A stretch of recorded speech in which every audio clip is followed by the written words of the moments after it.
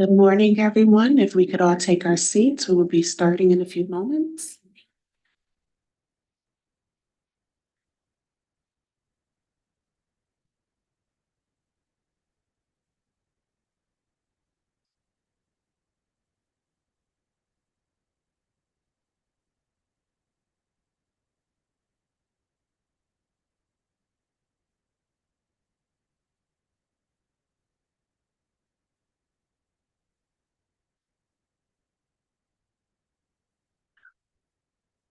Okay, good morning once again. I am Shantae Hill Hammond from the EPA Science Advisory Board Staff Office. I am the Designated Federal Officer or DFO for the EPA Science Advisory Board, also known as the SAB, and I would like to reconvene the SAB public meeting.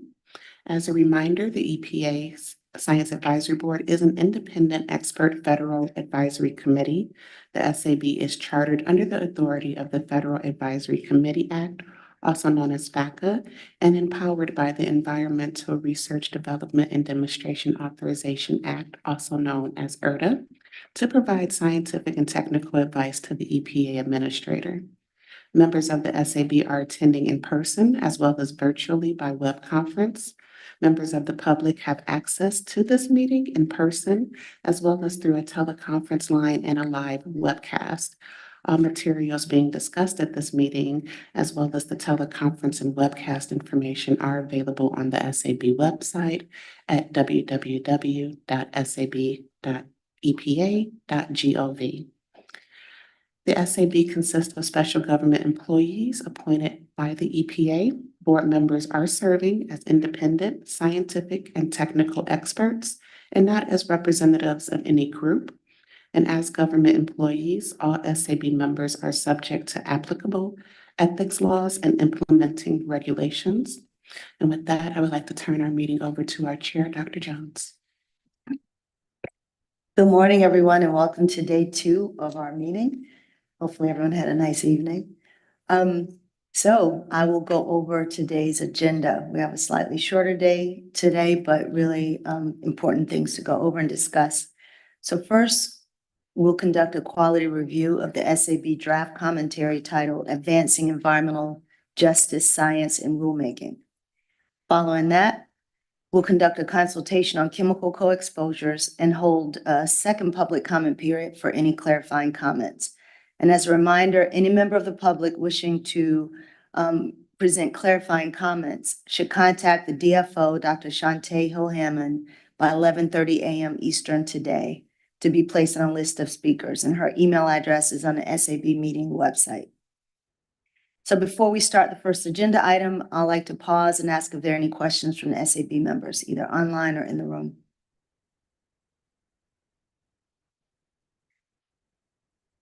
All right. Hearing and seeing none, we'll begin with the quality review of the SAB draft titled Advancing Environmental Justice, Science, and Rulemaking. Dr. Marjorie Alion served as the chair for the SAB Environmental Justice, Science, and Analysts review panel that completed the preliminary review. So we'll first hear brief remarks by Dr. Alion on the report, followed by comments from the SAB members designated as lead reviewers. The lead reviewers for this report are Dr. Jacoby Wilson, Enid Neptune, and Peter Thorne. So after hearing the lead reviewer comments, I'll ask Dr. Alion if she'd like to provide a brief response. I'll then ask SAB members for additional comments as part of the quality review discussion. Our discussion will focus on 4 questions that are the responsibility of the chartered SAB. 1, whether the original charge questions to the SAB panel were adequately addressed. 2, whether there are any technical errors or omissions in the report or issues that are inadequately dealt with in the SAB panel's report. 3, whether the SAB panel's report is clear and logical. 4, whether the conclusions drawn or recommendations provided are supported by the body of the SAB panel's report. Following our discussion, I'll then entertain a motion about the disposition of the draft report. So with that, I'll ask Dr. Alion to summarize the report. Thank you, Dr. Jones, and good morning, everybody. I would just like to start by thanking again all the people on the panel and noting that this commentary was developed by the same panel members as what we discussed yesterday for the technical guidance document.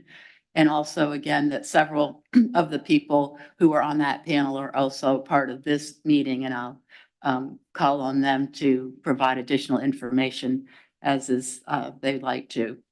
So let me just start by giving a little bit of an introduction and maybe description of what a self-initiated project is. I recognize that some of the comments, I want to thank the reviewers, made comments that, of course, the 4 questions that were just read are a little bit differently applied to a self-initiated project and commentary than they might be to an EPA document that's been requested for review with specific charge questions provided by EPA. So the self-initiated projects are really designed to inform multiple actions, efforts, or programs.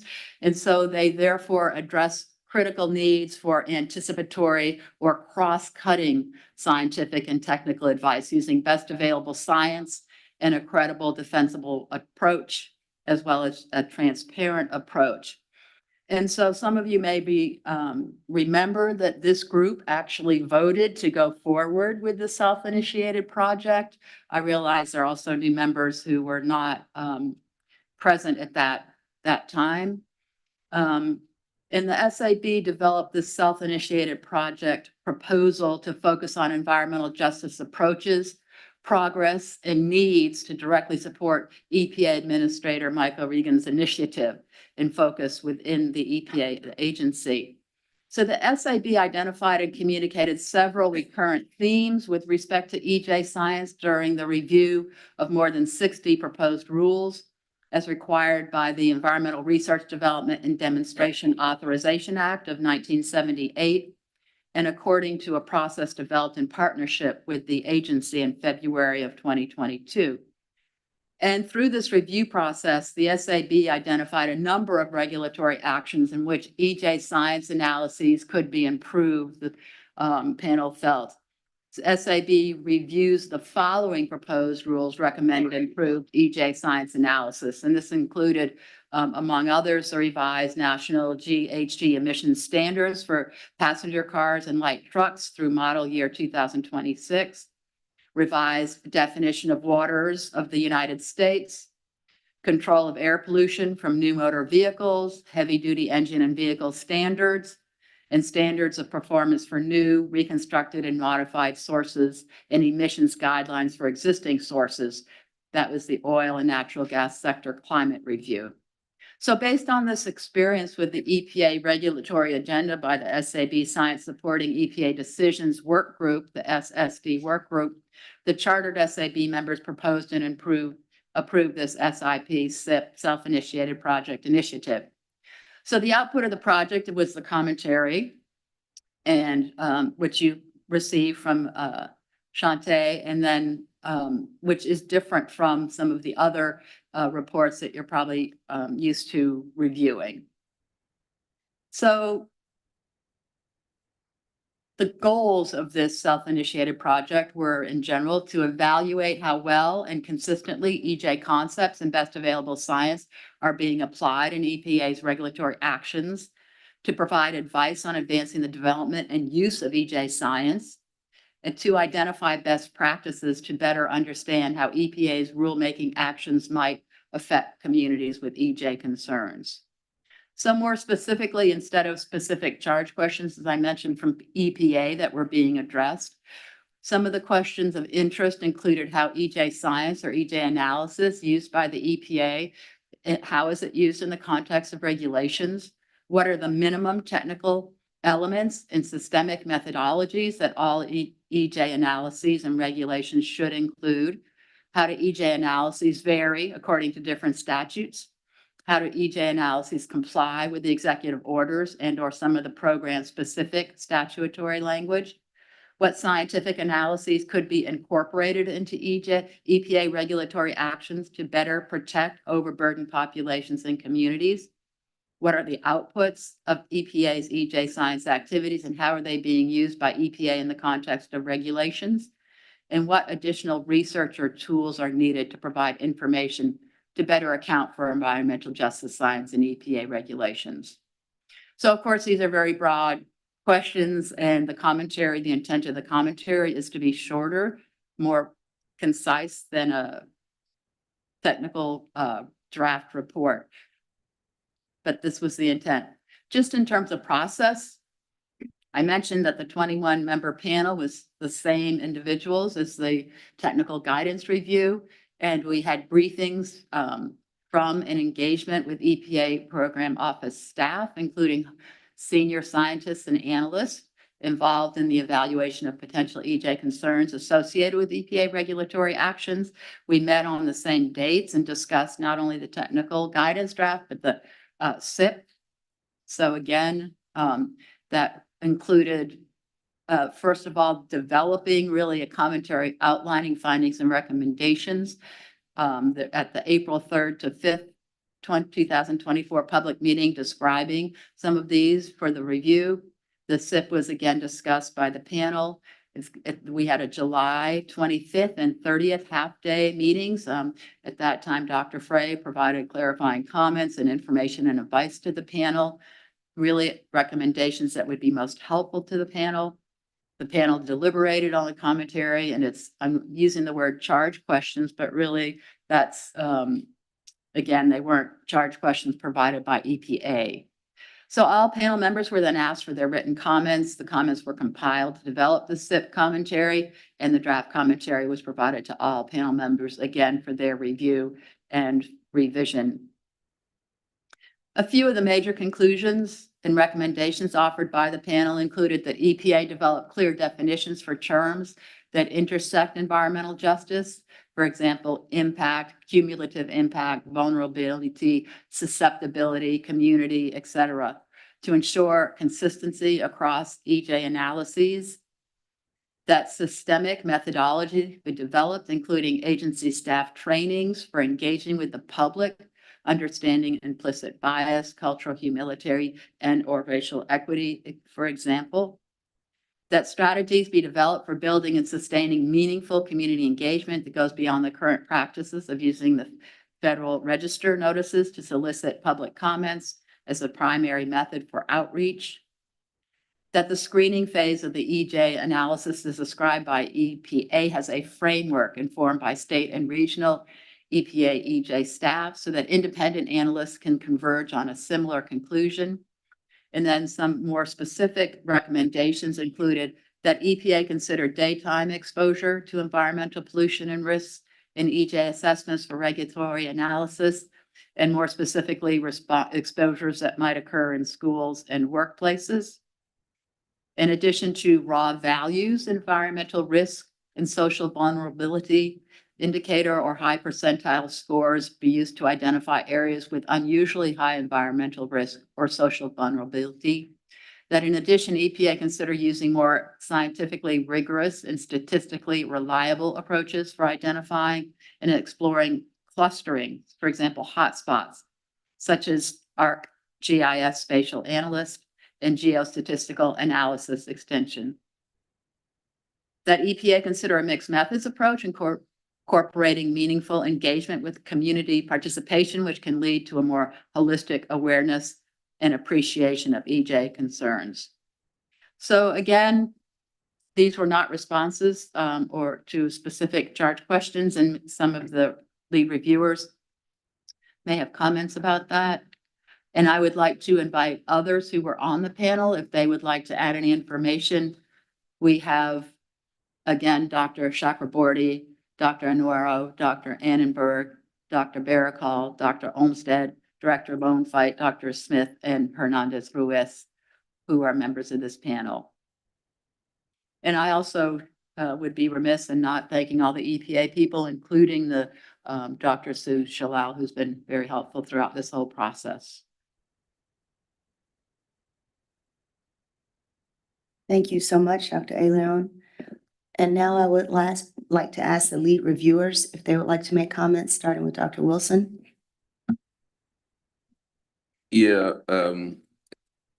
just comments in regards to question number 2. A few of the items that I mentioned yesterday, I think there was some discussion in the commentary about cumulative exposure, cumulative risk, and just trying to make sure when you think about, the when we are doing assessing and think about those definitions, there's a difference between cumulative exposure, cumulative impacts, and cumulative risk, and having some clarity in the document.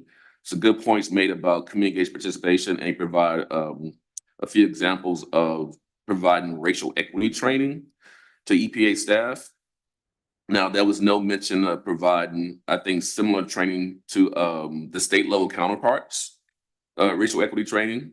And they gave an example of, so, I mean, it gave an example of work in California, but how are we going to, do that training, or making sure that you have meaningful engagement, preparing folks for meaningful engagement outside of those types of trainings. The California example is a good example, but there's been a lot of work engaging communities in development of cumulative impacts legislation. And I just highlighted that maybe that would be good to bring that in as examples, Minnesota, New Jersey, and New York. Also, talking about, and Charles mentioned New Jersey yesterday, when it comes to cumulative impacts process. So they really did a good, it took them, I think, over a decade to actually get that cumulative impacts bill passed in New Jersey. But really, again, in this document, highlighting those examples of community engaged process relates to permitting, when you think about cumulative impacts, and community engaged process, as when you think about cumulative impacts as relates to funding. There may be examples out there as well. So just highlighting some of those. Also, there was a discussion about mapping tools, a discussion about TIC-TACs as a way to get to meaningful engagement. And of course, I'm the co-director of the Region 3 TIC-TAC. I think that's a good example to include. But are there other types of infrastructures that could be highlighted that also where you have meaningful engagement? There may be some NIH examples of centers out there. We talked about, Charles talked yesterday about the CHARM Center at Johns Hopkins. There's a series of centers across the country. These are environmental health centers that have been funded by NIH. And at the heart of many of these centers are their community engagement cores. So again, highlighting those type of examples will be helpful as well. Additionally, just noting, when you think about meaningful engagement, and I used this term yesterday, is really talking about these different principles of environmental justice. So one principle is representative justice.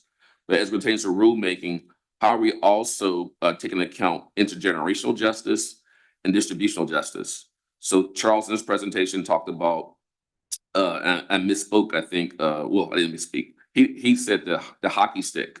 So how are you taking account extremes? But that's a distributional justice issue. So really focusing more on those issues will be important. Again, intergenerational justice and distributional justice in rulemaking. And also, hold on, just kind of go through. And like my last comment, that's not necessarily clear about why it was included. Figure 1, it's an interesting figure to show how a process of doing complete EJ analysis. But I think there needs to be some examples of how to use it, and maybe it needs to be built out more as a decision tree, or it doesn't really give you those decision processes that you need to have. And so, yeah, that's my last point. I'll pass the mic. Thank you, Dr. Wilson. Dr. Neptune? Yeah, mine is really short. I thought it was a beautiful document. I thought it was concise. I thought the readability level was incredibly high. And I thought, given the intent of the piece, I thought it hit all of the kind of critical metrics. I was balancing kind of what more you could add without this being wonkier and less kind of readable. And I don't think there's much more you could add. The only things I think to consider would be whether there's a place for kind of more figures and maybe flow charts, and also an integration of kind of a timing of what needs to be done first and second and third. So what are the priorities that are imminent in order to move kind of this whole area along? And what will be some of the downstream kind of efforts that would kind of result from a successful initiation process. But I mean, I really have no criticism. I thought it was a wonderfully readable document as was intended. Thank you, Dr. Thorne. Yeah, I would pile on that comment. I serve on the Science Supporting Decisions Work Group, and that's where the idea for this emanated originally and came out of our frustration with sort of the cursory and ad hoc EJ approach that we were seeing. And so, and the ad hoc nature of the EJ reviews with the lack of granularity and excessive spatial aggregation of demographic and exposure data. And I think this commentary really addresses these things extremely well and provides practical solutions that are operational. And I think that's just what was needed. So I was really very impressed with it. And I think it's clear and concise and meets all that. So I found a couple of typos, but other than that, I didn't have much. One thing that I would comment on is that figure 1 is a roadmap. I think it's likely to leave people lost. I think that could be improved in terms of logic flow. It's a bit cryptic with kind of arrows and boxes within boxes and between boxes and double-ended arrows and question marks. So maybe if there could be a little bit more thought into how to present that so that it functions better as a roadmap. But other than that, I really had nothing that I would suggest for improvements beyond that. So great job to the group. Thank you. Excellent, excellent comments. Are there, Dr. Eliana, you want to respond to those comments? Well, first of all, thank you very much for your positivity toward this document. I know that it's, again, it's different from some of the other kinds of documents that we prepare, and we specifically did want to make it short. And I guess I know figure 1 did come up fairly often as maybe being more confusing than helpful. So I'm just wondering to maybe, if I can ask a question to put it out, whether it might be even better to exclude it from the commentary, because we're trying to be concise. So we're trying specifically to focus in on what we think is most critical, a little bit to Dr. Knapp's point about what's the priority. And so I would maybe ask what your opinions are about that. I didn't find it value added. In fact, I thought it brought more confusion, and it doesn't really, it's not a roadmap in the sense that you could follow it. It's not a protocol, and you already have the protocol document that this aligns with. So I'd dump it.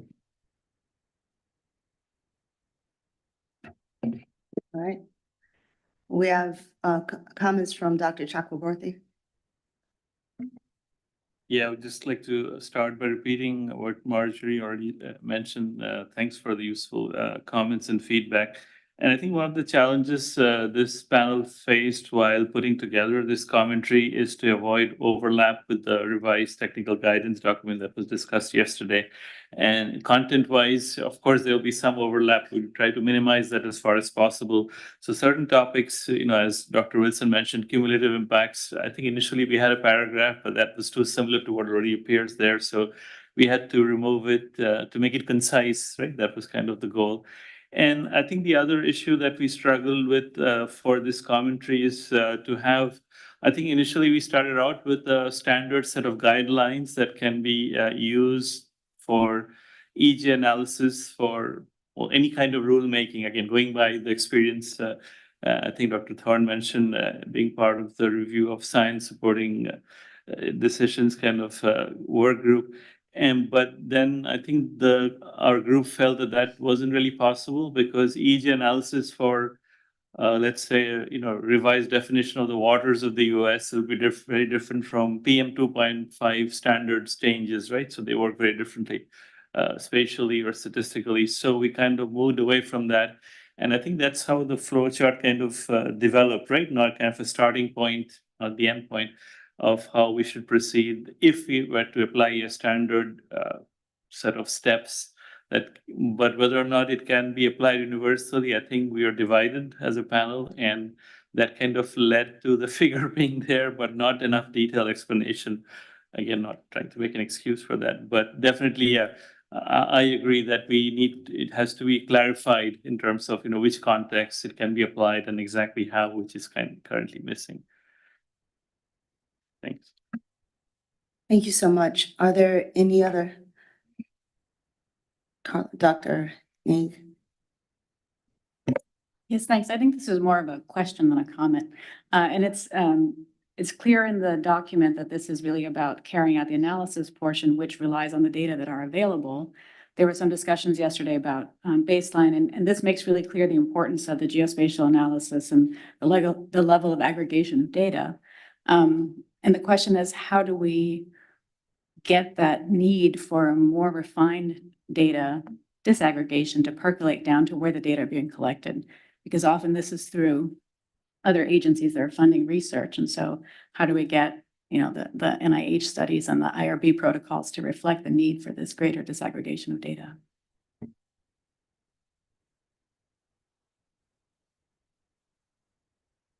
Dr. Bruder? I mean, that's a good point, and I think that's really appropriate comment for almost all of what we're trying to do. And I know, for example, in the EJ screen panel, that was a big part of that discussion, because the USGS, the USDA, so many agencies have information, and creating those relationships and access points is really critical.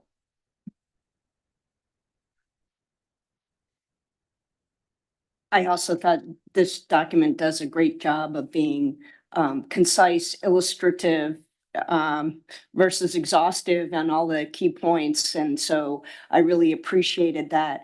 I made a comment in my written notes, but I'd like to follow up on it. On page 3, there's a sentence in the middle, it's line 13, members of the public are often unable to access or understand the relevance and importance of various data types. And I noted that that sentence seemed sort of misplaced from my perspective.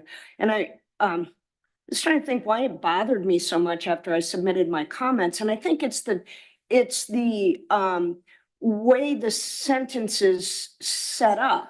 It's about, well, it has an overtone of, people just aren't prepared to understand us, but it's on us to explain what it is, or to prepare our data that in a more generally understandable way, and to put it in places where people can access it, and then let them know that it's there. So I guess it was just, it struck an off tone, because to me, it was the only place where it sort of had a paternalistic or tone to it about needing to bring up the masses to an appropriate level. That may be, in fact, true, but I think it's also very true that we need to be cognizant of how we approach things, and what we assume people can access based on our own frame of understanding versus their frame of understanding. Yeah, thank you for that comment. I think really it's, as you said, it's, of course, everybody comes from a different background, educational, et cetera, experience-wise. And so really there's plenty that I don't understand about what goes on in this meeting. No, but that's really important to add a phrase to explain that. And I agree with you that it can be rewritten to basically say that a following sentence about the importance of providing the information in a digestible format, and that's easily understandable, and that is on us. Thank you. Dr. Neptune? Yeah, I was just thinking about what Dr. Browder was saying, and I don't think you need to add a sentence to that. You can just switch away the subjects, because you want to say that we are often kind of not communicating the information in a way that's easily understandable, because that puts the burden on the persons who are actually providing the data, as opposed to the people who are supposed to be interpreting it. So I don't think you need to do a lot. It's just I totally agree. I missed that. And I think there's a tonal issue there. The one thing that I was kind of interested in that you kind of tease in the document, and I reread it last night to see if I kind of missed something. And one is this issue of the state's obligations to providing data. And how do you move beyond kind of the different priorities of different states if the data is really, really critical in terms of understanding the full impact of environmental injustice? And so you identify that as being a critical part of the agenda, but I don't know if there maybe should be some recognition that that's a major obstacle here, and that we need to be creative in how to work around kind of those kind of state priorities that may have different kind of goals when it comes to environmental injustice than the EPA has established. That was one point. And the second point that I was thinking about was whether there's any portal for engagement of the public before data is actually kind of obtained, what are those kind of, what are the physical realities of meaningful engagement? Are these kind of discussions that are going to be had one-on-one? Are these surveys? Are these, and because I think the term meaningful engagement means different things to different people. So I thought that maybe there could be a little more precision as to what we mean when we say meaningful engagement.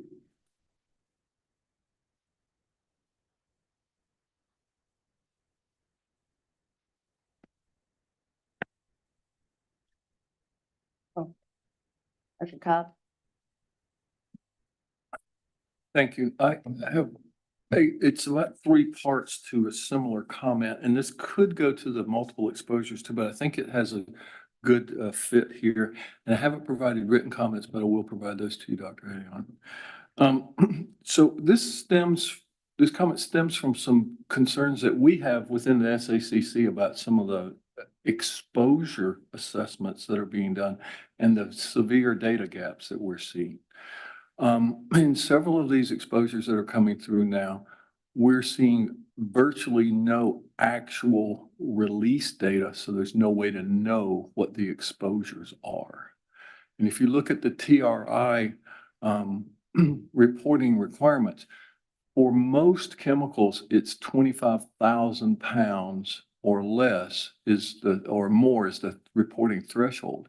If you have a densely populated area with chemical use in a neighborhood, then you can have a high exposure to a population that is totally unknown, totally uncaptured by the reporting mechanisms. And without some monitoring data in critical areas, I'm not suggesting everywhere in the country, but where you think you may have an EJ issue, you're going to completely miss that exposure. Our committee has sometimes more forcefully, sometimes less forcefully suggested treating these reporting limits of 25,000 like you would a non-detect in any other kind of analytical approach. And that may or may not be appropriate in some areas. I will also add specifically, this is kind of a different point. We are seeing in the SACC, the things that are coming through TSCA review, daycares, schools, and other public places excluded from consideration. And I mention that so that you will know that when the documents get to you for review, we're suggesting that those need to be assessed. But two of the current assessments that we've been working on, those were specifically excluded from consideration. Thank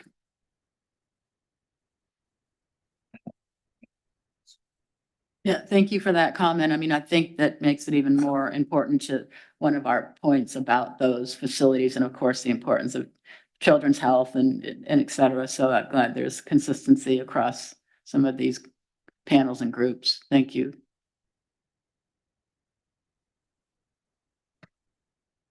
All right. We are also monitoring online. I do not see hands up online in the room. Dr. Ma. I just had a quick question, comment. So there in the paragraph about comparison groups. So I thought the recommendation about inside versus outside was very specific. I think it's a great recommendation, but then the question is, it's like inside versus outside. And then there's also an issue about how comparable is that outside group if the goal is to get the causal effect of some regulation. And so I remember, so if, for example, if you're looking at the question is, should you be using a national average or a state average or a county average? Because there's so much heterogeneity across space in that respect. So just, I don't know if you wanna, I know you're trying to balance between going into too much detail, but it almost reads like that is the way you should do it. And it does kind of, I think there are just lots of other issues related to comparison groups that are important. And then second thing about, second question or comment about figure 1. So I think there a potential opportunity to highlight cumulative impacts in that figure would be a connection between the box spatial impacts and distribution and non-spatial impacts and distribution. I know that just then makes everything connected in the figure, which might be counterproductive, but if you decide to keep figure 1, there may be a way to highlight that in there as well. Yeah, those are my question and comments. Do you want to respond? Yeah, if I can just respond to that comment. I think one of the things that we have noticed in EJ assessments of various proposed rules or rule changes is comparison with the national or state averages. And I think the point that we are trying to make in that paragraph you mentioned is more about avoiding double counting. The same population gets counted as part of especially if it's a smaller area like a state or a county, as well as the more affected population. So moving away from that and also trying to link it to the larger academic literature and EJ analysis, where it's always broken up into host versus non-host, or proximate versus non-proximate areas. Kind of start thinking in those terms, which I think should be part of what we're trying to do, kind of identify the minimum requirements. And that applies to the flow chart as well. And I think it came out of keywords that would be minimum requirements to consider. And of course, the exact sequence may vary depending on the context and the kind of issue you're looking at. And so that would be one way of thinking. I think the whole document is focused on kind of the minimum requirements that should be included or thought of, but not exactly how and in what order that might change depending on the situation. Thanks. Thank you. We'll now go online, Dr. Zivin. Great, thanks. Again, just to reiterate what folks have already said, I thought this was an incredibly clear and succinct summary of sort of many things quite clearly. I don't want to reiterate my comments from yesterday, but I think some of the comments about estimation and approach still apply here. The one thing I wanted to flag in particular, and both applaud the authors here for mentioning it, but also flag it as something that maybe could use another sentence for clarity, is the focus on not just thinking about where people sleep, but thinking about where they spend their day. That's important. That's absolutely right. And I would only make 2 points. One is that does directly interact with the previous comment about thinking about comparison groups, right? Commute zones are not just within a particular geographic region as we think about it, but across geographic regions. That was not my main point, but wanted to flag it here. The main thing I wanted to just clarify, because you referenced some of the places where people have used data to bring to bear on this, is that commute patterns have been completely thrown on their head since COVID, and since work from home has become sort of a prominent mode of interacting with the workplace. And what we do know about work from home is not only has it dramatically changed workplaces, it has done so unevenly. And I suspect has done so unevenly across racial and ethnic groups. And so all of that is really just a way of saying a clause that says, keep in mind that these patterns are moving. And so as we think about the data source that we're going to be using census data, and census data is from several years ago, then it's not clear that's going to be perfect, well characterizing the populations at hand. There is actually lots of private data that could inform things in a more real-time basis, including stuff from Google, including some cell phone pings. They're not going to be identifying individuals, but they might be able to identify ethnic groups. And so just a cautionary clause, if nothing else, to say, keep in mind that these commute patterns are dynamic and we need to make sure that we're using kind of the most relevant data on a temporal scale that's appropriate for the analysis would be useful. Thank you.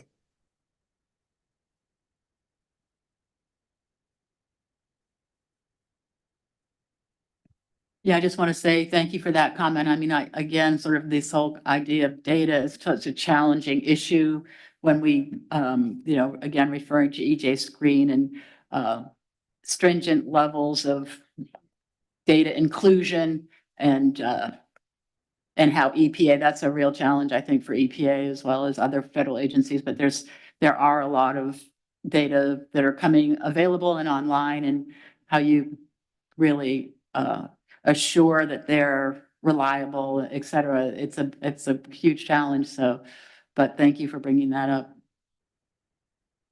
Thank you. Dr. Tan? Thank you. Yeah, I also thought this was a really great report. And I just wanted to maybe make a request that you specifically call out children in this document. In the Children's Health Protection Advisory Committee, we've done a lot of work around things like EPA's America's Children in the Environment report, how that integrates with environmental or EJ screen.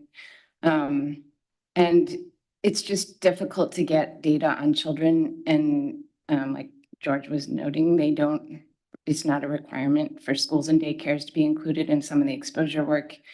And then we're just dependent on caregivers to get data for children and get that information on what they're exposed to, how they spend their days. So many kids spend most of their time in childcare. So I think it's just really important to call out that specific group when you're thinking about doing an EJ analysis.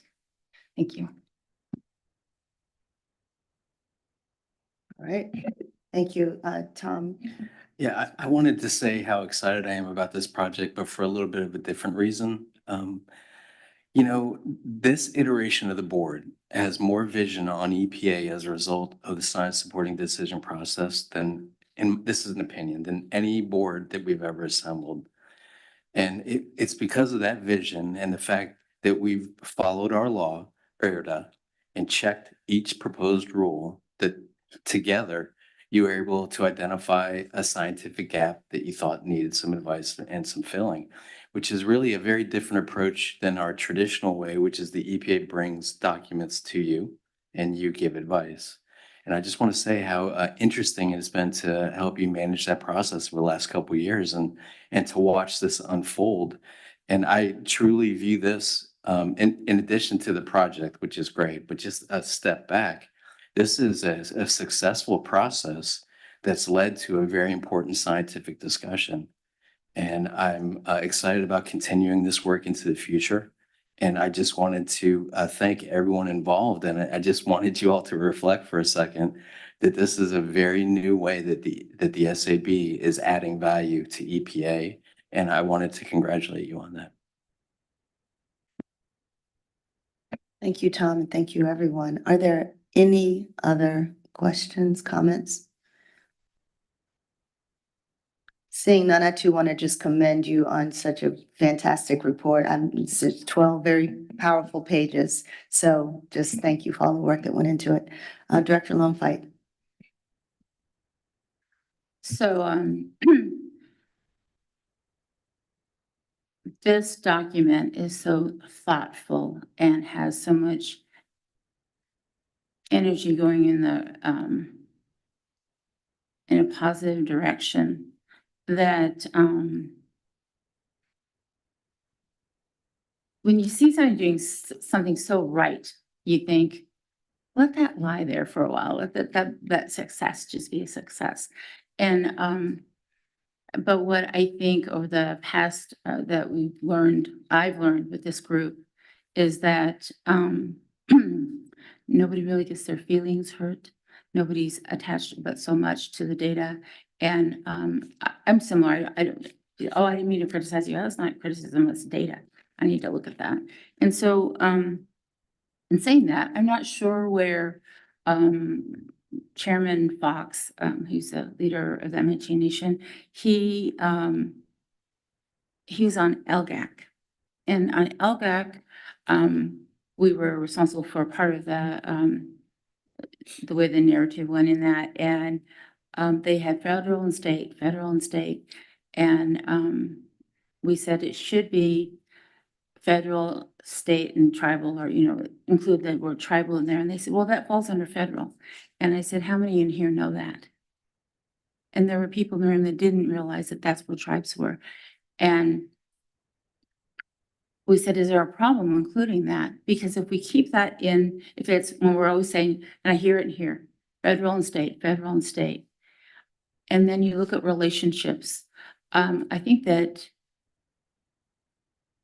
MSG Nation is fortunate. We have a different sort of relationship with state right now and with federal, and we know that's ever changing. So sometimes let's say it's great, and sometimes let's say it's not. So if we don't have those words out there, there will always be those people that will take it as it's not in there, so we don't need to worry about that. That's under federal. The feds are covering that somehow. Are they? Do you all sit around and think, federal, state, and tribal? Which tribe? How many tribes? What, and we do that by region, right? And there's that document I'm putting together. There's a really, there's a flow that I think that people can use, but that's one thing. I think that that's something that we need to look at. Does that need to change now? It doesn't need to. Could we go back and grab that LDAC document and use that? Maybe, but that's something I just wanted to put out there. But what is physical, meaningful engagement?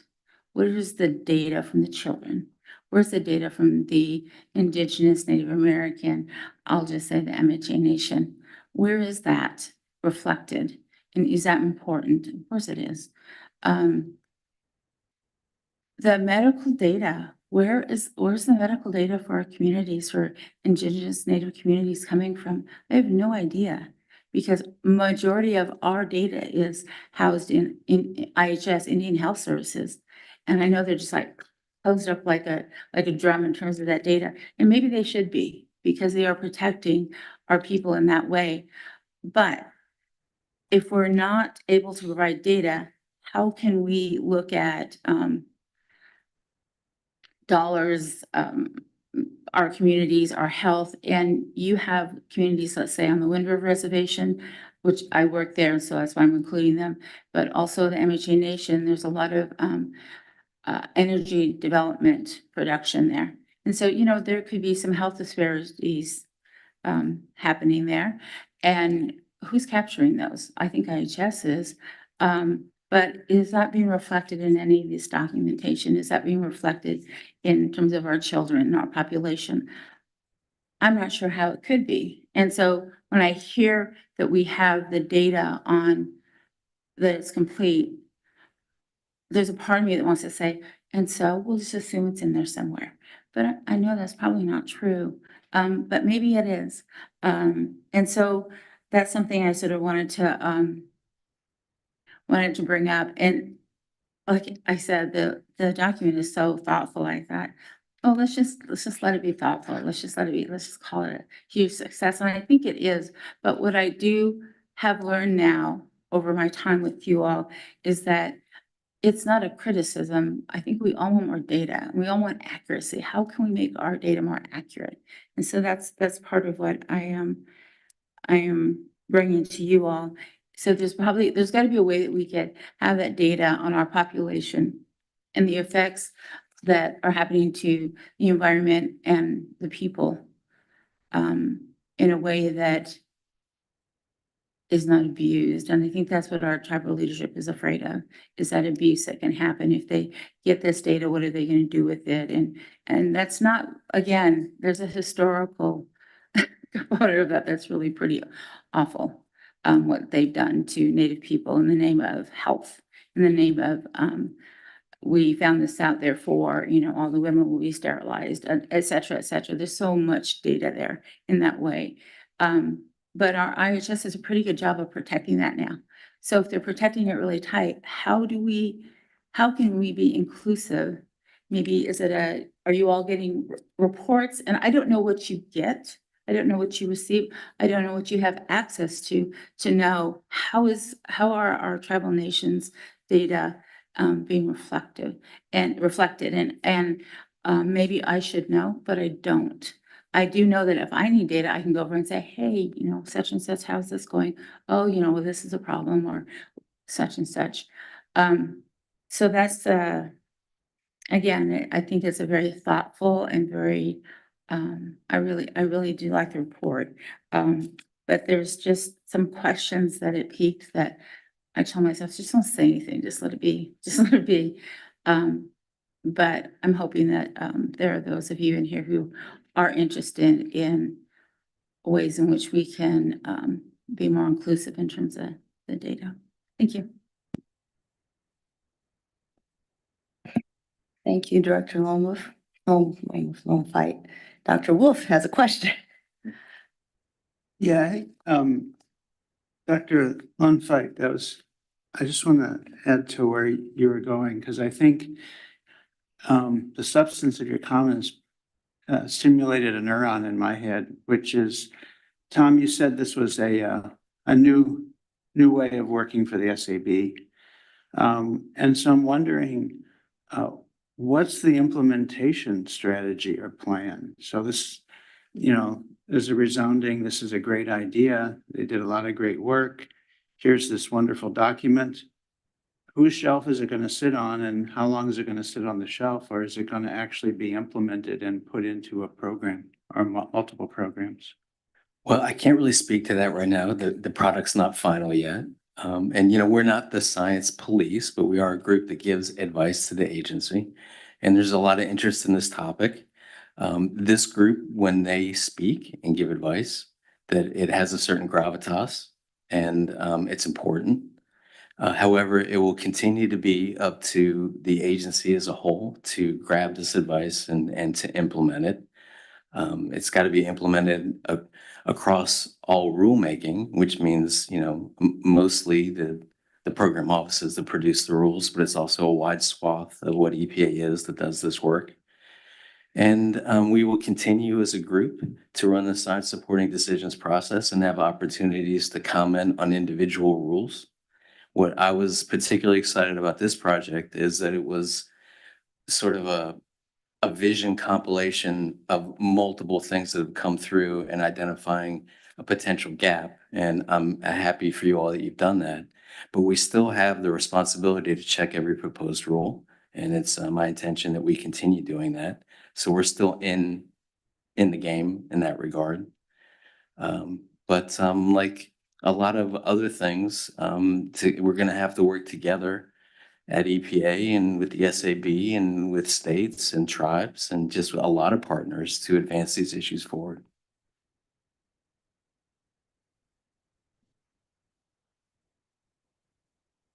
Thank you. We'll Can go I just online. quickly add that in some ways, this is not the end of this process. So a little bit that whole iterative kind of process and even looking back. So hopefully this is just the first of things to come. Dr. Heiger Bernays.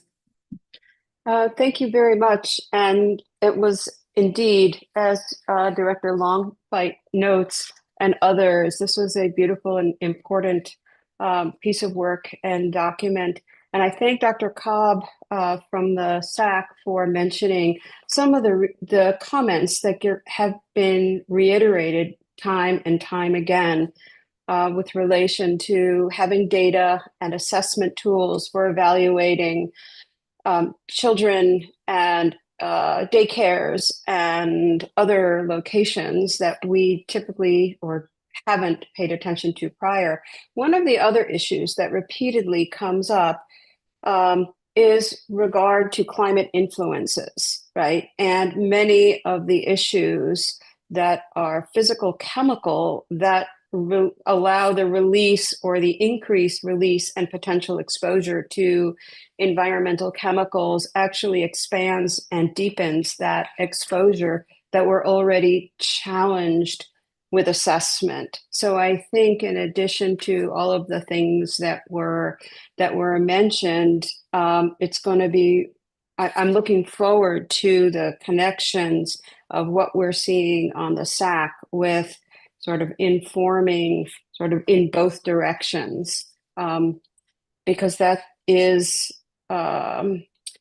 something that has been ongoing with the recent, I think, makeup of the Science Advisory Committee on Chemicals, and quite valuable in reaching the assessment of environmental justice communities in people who are more highly exposed, and then, of course, those who are more susceptible. So thank you for putting this together, and I look forward to working on this as a process.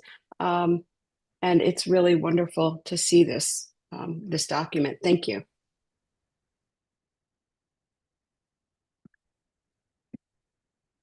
Thank you. We had, I think Dr. Weintraub may have been next, and then Dr. Alfheimer. I think Dr. Alfheimer is before me. Okay, sorry, Dr. Alfheimer. It doesn't matter. Good morning. I wanted to thank you, the members of the work group, for this really great read. The question I had, and this might be for future discussion on these related topics, and I'm new here, so please forgive me if I'm saying something that's been said before.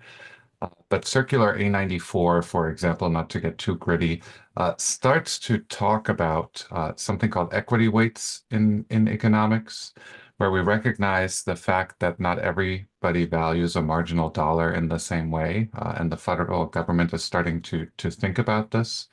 So thinking about how groups of different backgrounds and income levels value a marginal dollar in benefit cost analysis when we design rules is clearly something the discipline of economics is starting to think about. So I think that's something we could consider in future discussions. Thank you.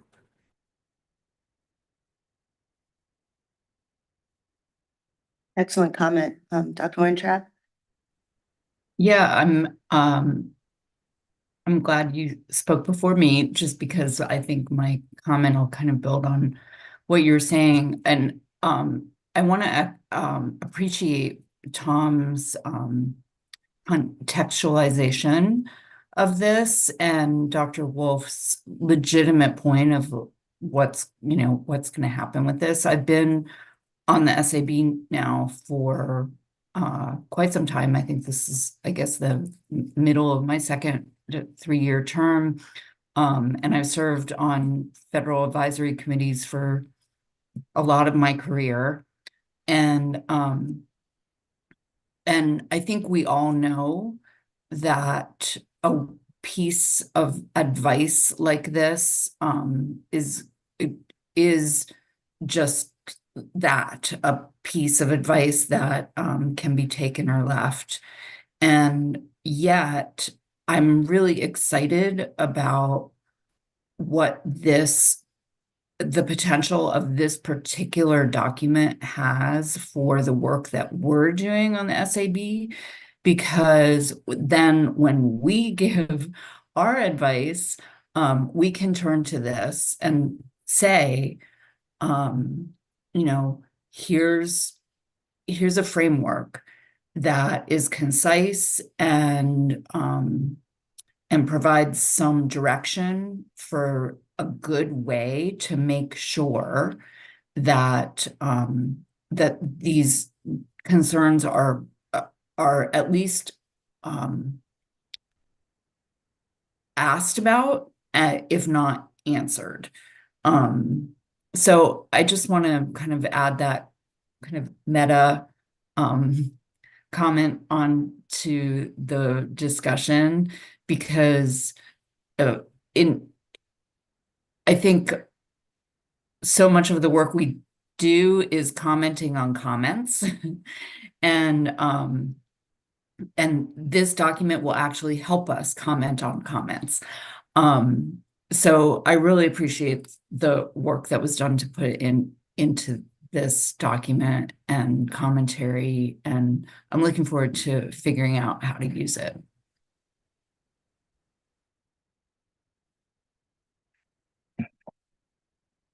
Dr. Bond?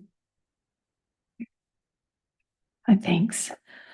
Two comments really spurred by Director Lowenfeit's comments. First of all of the data that we bring to bear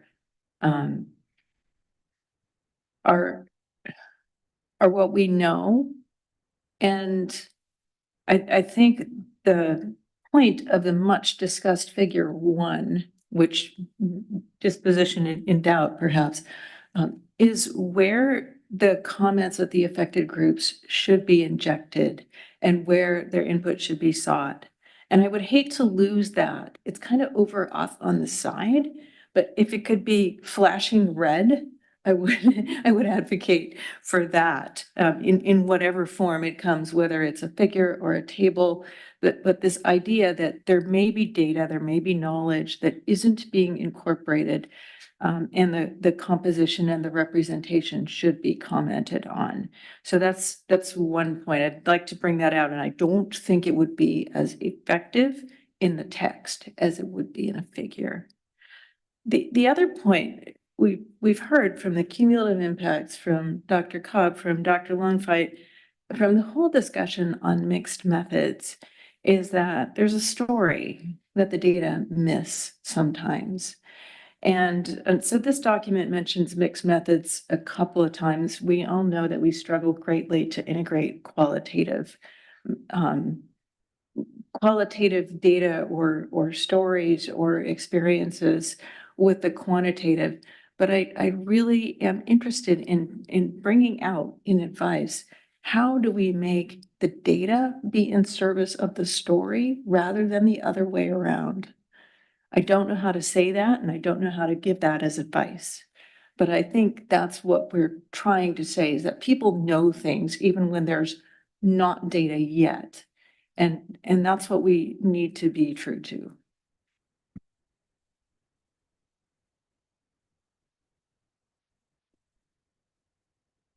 People know. No, but the data in service of this, that comment that you made. How can, I didn't say it well, so I don't know if I can repeat it. But how do we make the data be in service of the story? Not messing with the data, but the data have to be in service of the story of reducing burdens and improving people's lives, rather than having the data driving the story.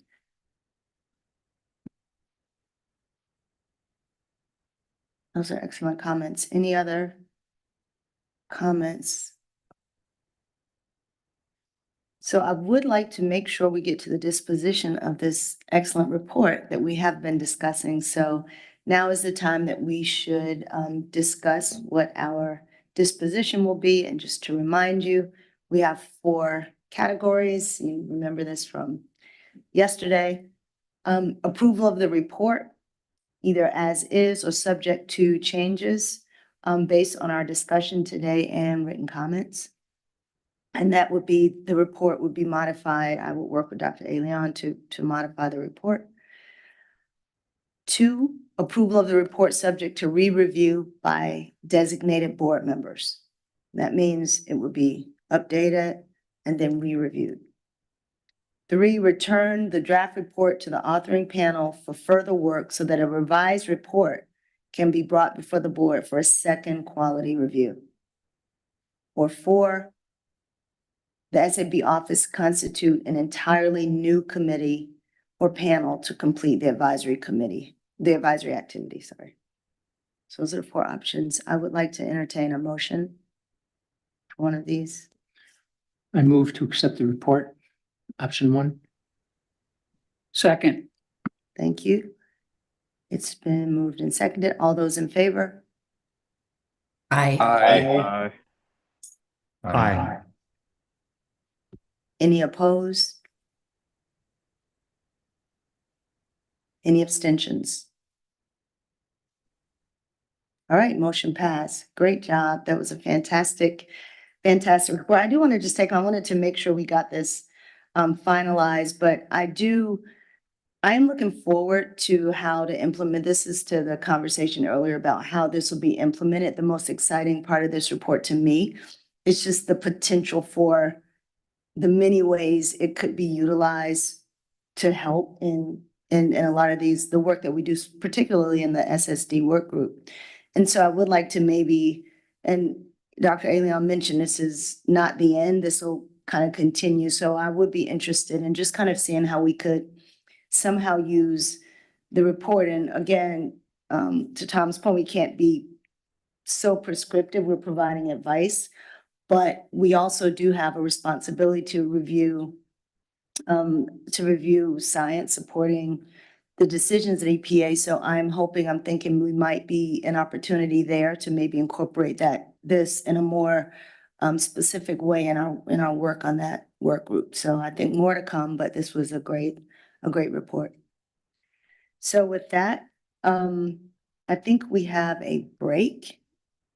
Yes, we have a break. We're a little bit early, so you want to just come back at 10:15? Sorry.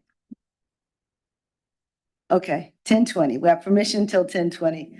All right, so we'll see everyone at 10:20. Thank you.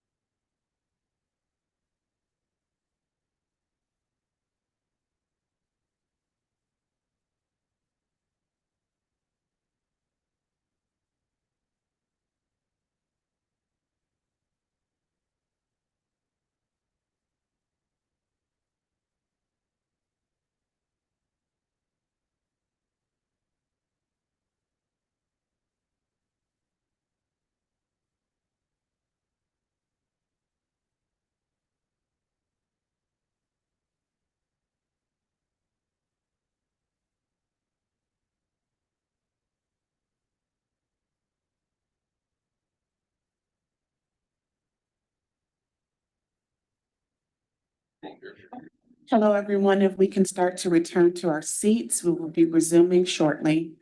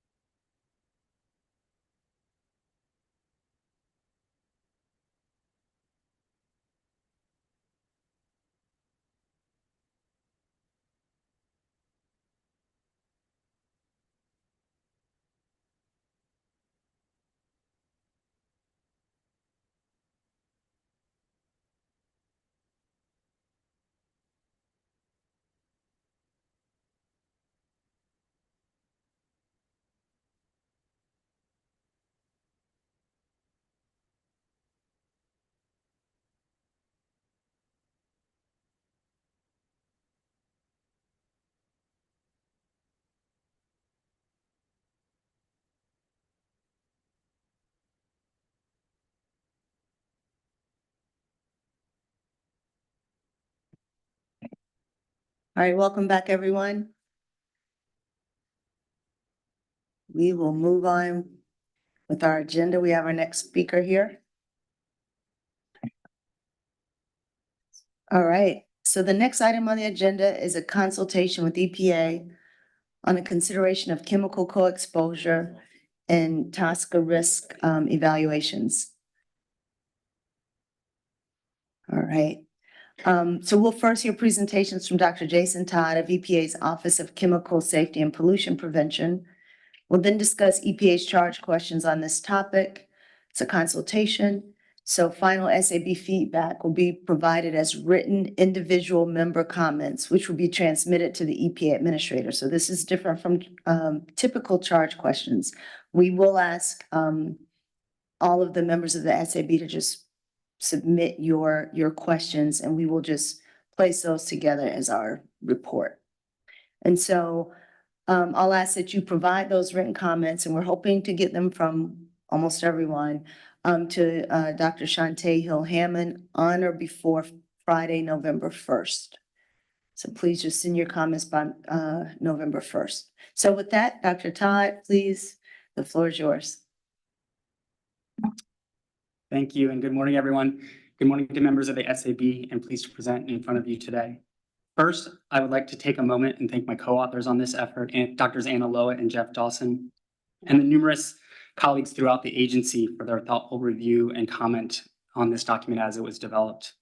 To reiterate, my name is Jason Todd, and I'm a senior science lead within the Office of Chemical Safety and Pollution Prevention, where one of my key responsibilities is related to environmental justice issues.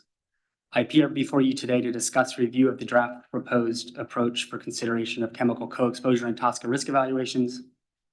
And our goal here is to discuss the development of these proposed methodologies and their potential for eventual incorporation into the chemical risk evaluation process under TSCA.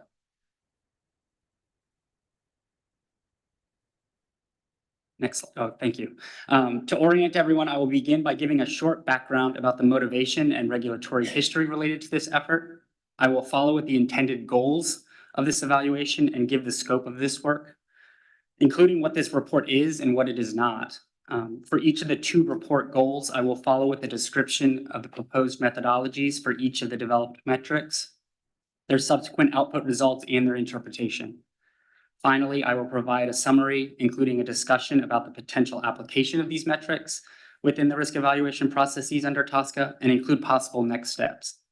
To allow easier matching with the supporting document, in the upper right-hand corner of each slide, I've identified where the presented information can be found in the document. Next slide, please. So to start, let's begin with some background on the Toxic Substances Control Act, or TSCA. Evaluation and managing the potential risk of new and existing chemicals is performed under the Toxic Substances Control Act within the Office of Chemical Safety and Pollution, within the Office of Pollution Prevention and Toxics, or OPPT. Originally passed in 1976, it was amended in 2016 with the passage of the Frank R. Lautenberg Chemical Safety for the 21st Century Act. The evaluation of existing chemicals under TSCA is usually done through the completion of a risk evaluation that includes risk assessment and risk determination. And historically, those risk evaluations performed in OPPT, as has been discussed in some comments yesterday, have been done on single chemical assessments with the consideration of routes and pathways separately. However, the scientific and regulatory communities acknowledge that human exposure to multiple facility and multiple chemical releases that are released concurrently to air, water, and land are likely in many places. This is due to the reality that humans may live, work, and play in close proximity and be subject to exposure and risk from those releases. As an example, this picture on the right shows a children's playground just outside the fence line of a chemical releasing facility. With this acknowledgement of chemical co-occurrence, OPPT and EPA as a whole have been working to better characterize and consider where these areas of co-occurrence occur and the potential effects on exposure and risk to both human and ecological populations. Next slide, please. Among the requirements under new TSCA for a chemical risk evaluation is the consideration of reasonably available information consistent with the best available science, and that decisions be weighed on the weight of the scientific evidence. Under Section 6B of this statute, EPA is required to perform risk evaluations to determine whether a given chemical presents unreasonable risk to health or the environment. This assessment requires consideration of whether there is unreasonable risk to potentially exposed susceptible subpopulations, or PES, without consideration of costs or other non-risk factors. PES are defined as subpopulations who, quote, due to either greater susceptibility or greater exposure, may be at greater risk than the general population of adverse health effects from exposure to a chemical substance or mixture, such as infants, children, pregnant women, workers, or the elderly. Recent amendments to the TSCA risk evaluation rule have included overburdened communities as an example PES subpopulation, due to their potential to, quote, experience disproportionate risks from chemicals due to greater exposure or susceptibility to environmental and health harms. Next slide, please. Direction within the EPA and the publication of several executive orders have encouraged better consideration and incorporation of EJ principles and the evaluation of overburdened communities into agency work. For the purposes here, EJ is defined within Executive Order 14096 as the just treatment and meaningful involvement of all people, regardless of income, race, color, national origin, tribal affiliation, or disability, in agency decision-making and federal activities that affect human health and the environment. Additionally, fair treatment is defined as meaning, quote, no group of people should bear a disproportionate share of the negative environmental consequences resulting from industrial, governmental, and commercial operations or policies. Therefore, the identification and evaluation of PES within the TSCA risk evaluation framework is supportive of this effort to better evaluate potential exposures and risks to overburdened communities. Next slide, please.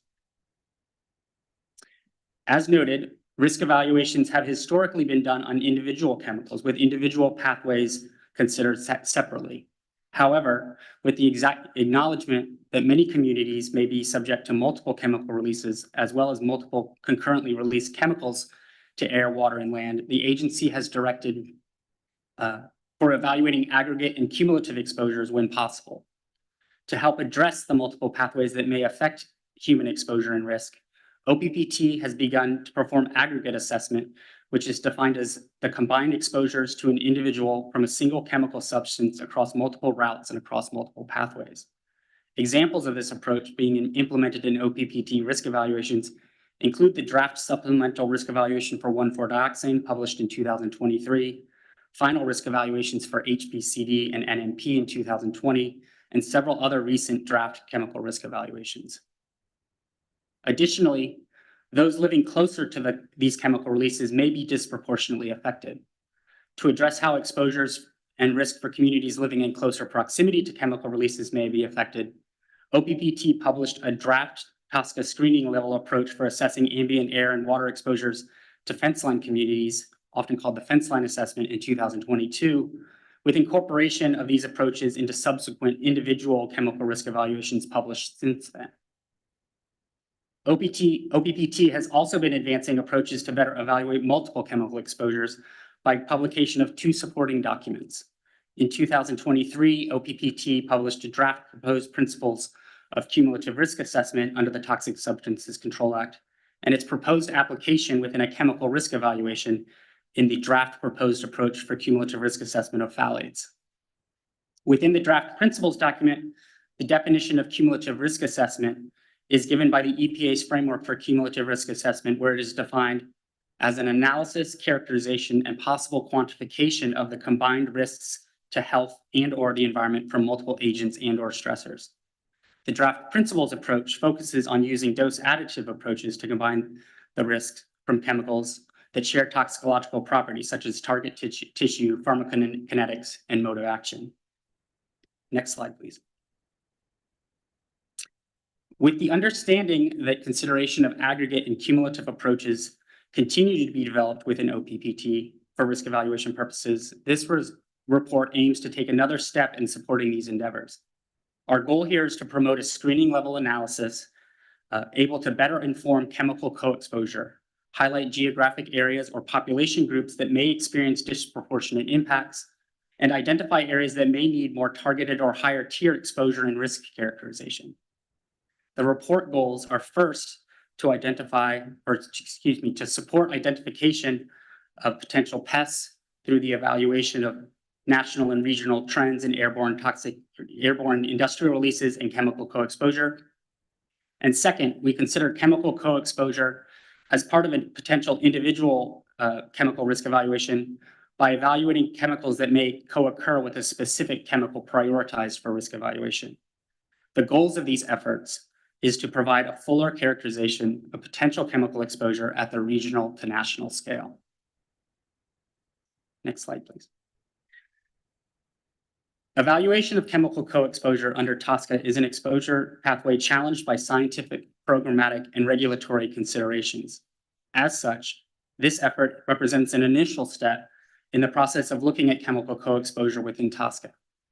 How these approaches will be fully incorporated remains a work in progress that will require additional consultation and investigation. Evaluation of how best to characterize overburdened communities and better characterize the multiple exposures and risks they encounter in an area is an area of active research within EPA and the greater scientific community.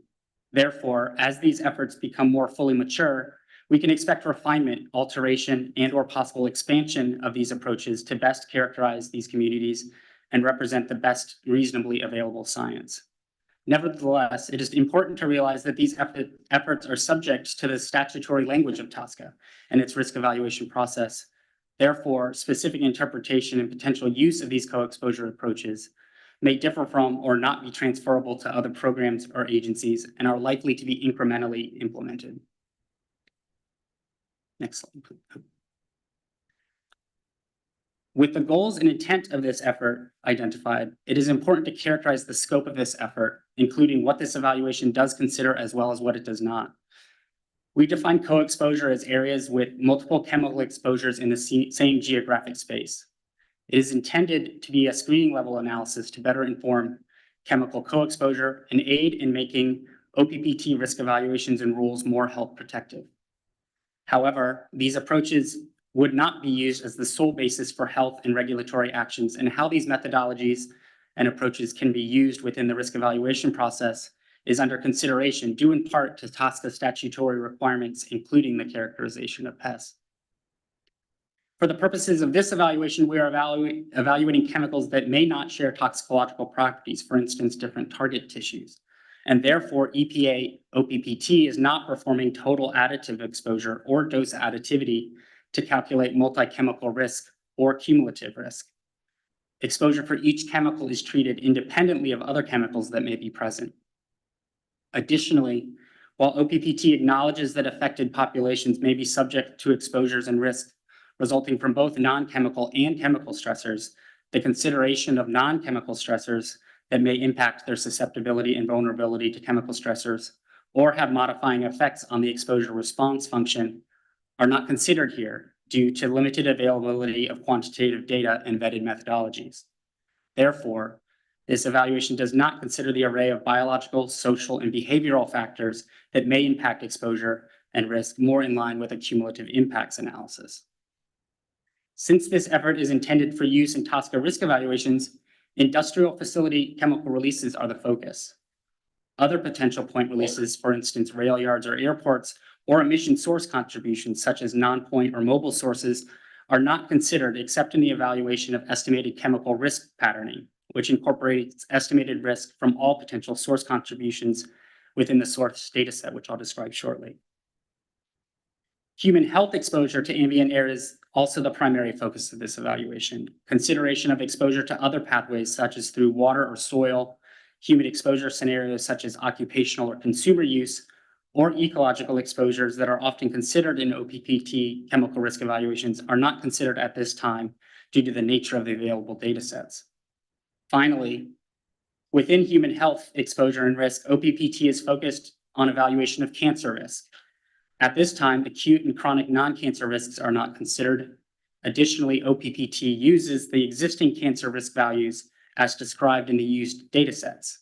No effort was made to develop or confirm independent chemical-specific cancer risk values using OPPT processes as would typically be undertaken under standard TSCA risk evaluations. Next slide, please. I would now like to transition to description of the used datasets and methodologies for the subsequent analyses. Evaluation of chemical co-occurrence can occur across a range of spatial scales, ranging from the national scale to the scale of individual communities or populations. Improved datasets, modeling, and data management capabilities that has been discussed in earlier sections of this meeting have enabled more quantitative consideration of chemical exposures and risk at relevant spatial scales.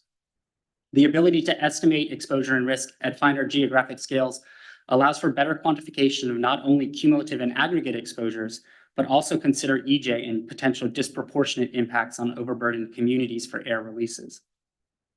One such tool to estimate these exposures and risks is Air Tox Screen, or I'll call it ATS for the remainder of this talk, is an EPA Office of Air tool that estimates exposure and risk nationwide for the majority of hazardous air pollutants, or HAPs, using 2019 National Emissions Inventory, or NEI data. NEI estimates air emissions of criteria air pollutants and HAPs from all emission sources across the US, with estimates and inputs provided by state, local, and tribal air agencies. In the interest of time, we will briefly describe this tool, but I refer the reviewing panel to more detail in the report and the cited supporting documentation for the models and tools themselves. Data from the NEI characterizes multiple source categories such as point, non-point, and mobile sources, biogenic emissions, secondary production, and fires.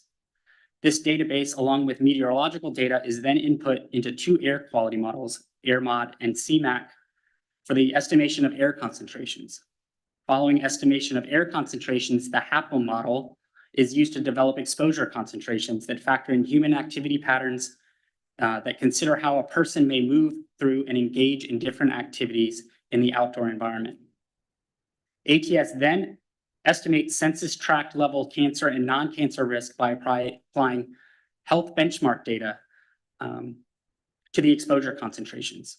For reference, census tracts are relatively permanent subdivisions of a county that generally have between 1,200 and 8,000 people, with an optimum size of around 4,000 people. However, census tracts in rural areas tend to be larger in area than in urban areas. The figure at right shows how census information is aggregated from the census block level to the census tract level. There are approximately 74,000 tracts nationwide. It's important to note that during the development of this project, that a new version of Air Tox Screen was released, which estimates exposures and risk at the scale of census blocks, which number greater than 8 million nationwide. So they have a new data set available. Again, OPPT has chosen to focus on cancer risk in this analysis, which is characterized by ATS as the calculation of an upper bound lifetime individual cancer risk estimate that incorporates both the estimated exposure concentration and inhalation unit risk estimate, with data for these toxicity values coming from a variety of data sources. These estimations of cancer risk are presented in the tool as X in a million for a total of 72 chemicals or chemical groups. And for individual chemicals, outputs include pathway-specific exposure and risk. Next. As with any modeling exercise, it's important to recognize the assumptions, strengths, limitations, and uncertainties with using AirToxScreen as they potentially impact the analyses and their interpretation. The ATS documentation is noted in saying that it provides, quote, a screening level estimate of the risk of cancer and other potentially serious health effects from inhaling air toxics. It is not intended to pinpoint specific risk values or locations, nor should it be used to interpret individual chemical exposures and risks. Further, in line with its intended use as a screening level tool, it should not be used as the sole source of regulatory decision-making and enforcement. Varying submodels with different assumptions, along with data sets of different spatial and temporal resolution, all contribute to uncertainty within ATS. For example, the data within the NEI are primarily submitted voluntarily by state, local, and tribal agencies that may vary in their level of detail and completeness. Spatially, the modeled results are done at the census tract level, whose size can vary widely across the nation due to population density. Therefore, some of the presented results may be influenced by the size of the tract itself, and particular locations within a tract may have a higher or lower concentration than those predicted for the entire tract. The estimated exposure concentrations are intended to characterize a representative person within that tract and may not capture all demographic groups, including those generally considered for possible EJ concerns. Additionally, the hazard values and follow-on calculations of risk are taken as determined within ATS. It's possible that for certain chemicals, OPPT would arrive at different hazard and risk determinations when undertaking a chemical risk evaluation as is required under TSCA. Next, ATS is intended to provide a snapshot of outdoor air quality if emission levels remain the same throughout the assessment year and provides outputs as annual averages. Therefore, the estimated number of chemicals and the magnitude of those exposures may differ at smaller temporal scales. The implications of several of these assumptions and uncertainties will be further discussed when describing analysis results, but the various submodels in ATS itself have undergone previous peer review and have been determined to be appropriate tools for their intended purpose. I would like to mention that the focus of this consultation is not a review of the ATS tool itself, its incorporated submodels, or the assumptions as it has been previously independently peer reviewed, but instead the focus here is on its use by OPPT for providing screening level information for chemical co-exposure. ATS represents one of the few nationwide modeling tools available for the evaluation of air toxics in such a comprehensive manner. And in support of this analysis, it is intended to identify geographic patterns of risk and ranges of risks posed by a suite of air pollutants, improve understanding of health risk posed by air toxics, and identify those pollutants and industrial categories of greatest concern.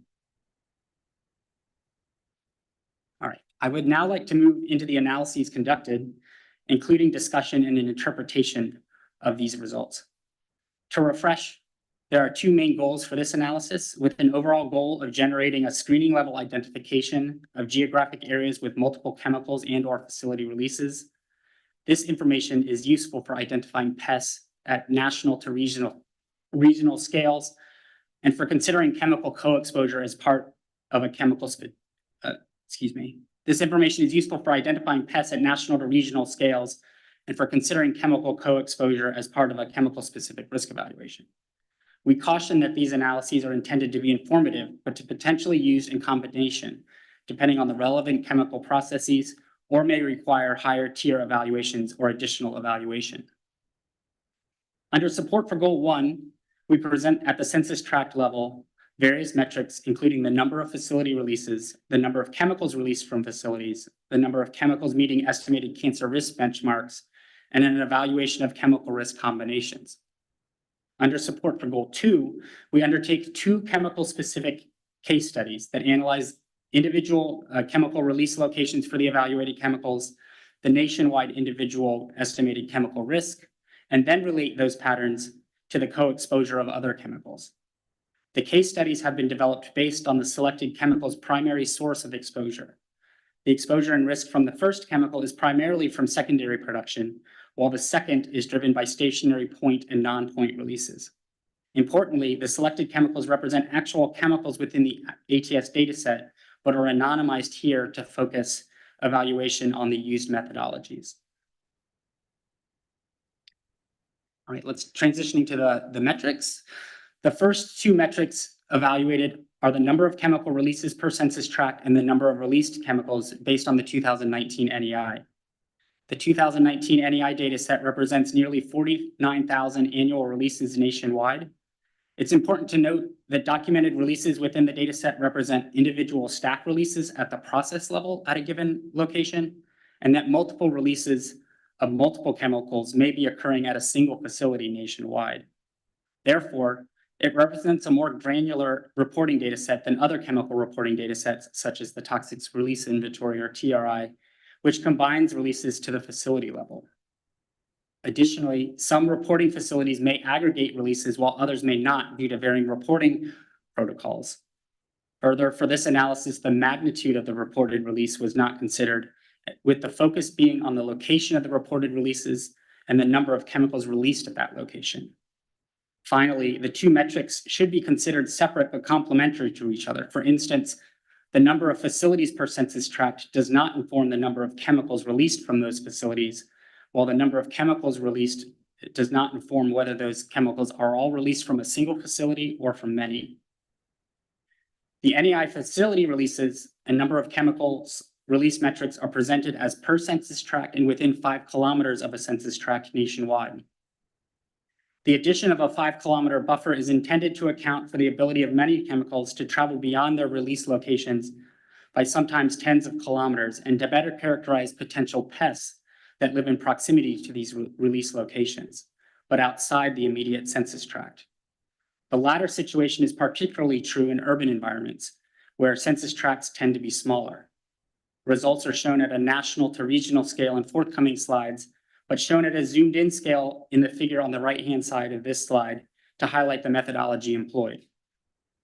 The identified NEI releases are shown by the black points with the circles surrounding each point representing the 5-kilometer buffer. The colored polygons represent the number of 5-kilometer circles that intersect or are within each census tract boundary, ranging from some tracts having no NEI releases, as shown in the gray polygons, to others having greater than 4 releasing facilities intersecting or within a census tract boundary, as shown in the maroon tracts. Similarly, the NEI dataset also identifies the chemicals released from each of these releasing facilities. Those released chemicals were likewise summed to the census tract level. Moving to the results of this analysis, here we show national scale figures and tabular data from the number of NEI releases. For releases within a tract, 75% of all tracts nationwide had 0 releases, with a mean of around 3 releases and a median of 1 release for those tracts with at least 1 release. Buffering of release locations by 5 kilometers decreased the percentage of tracts with no releases by a factor of 5, from 75% to 13%, highlighting that even if a release isn't in a tract of interest, there is likely one nearby.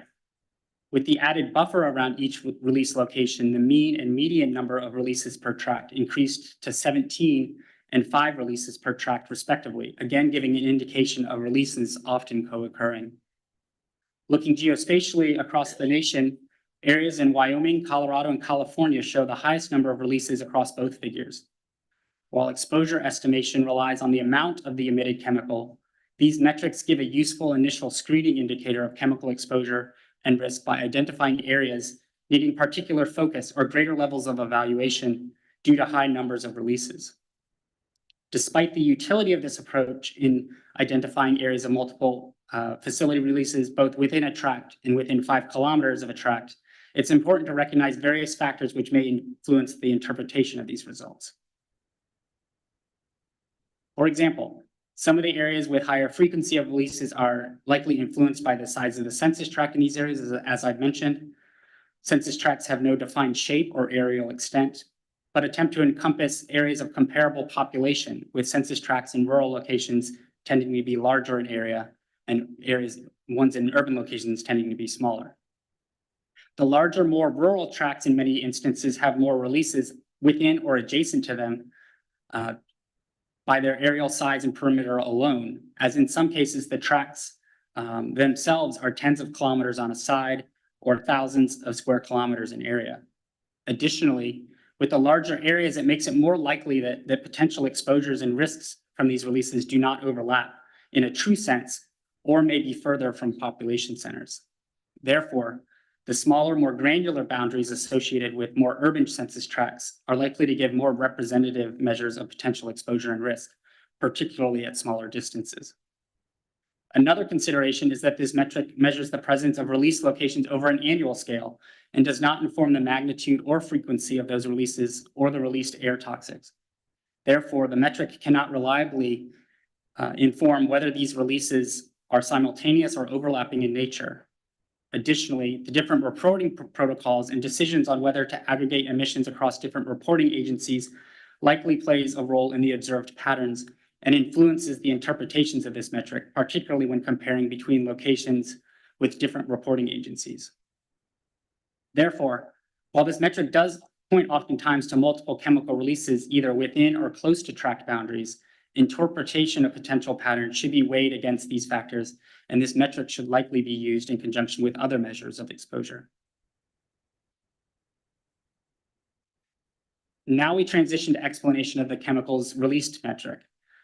The previous metric aids in informing the number of releasing facilities per census tract, but does not inform the chemicals released from those facilities, as a facility may release a single chemical or many.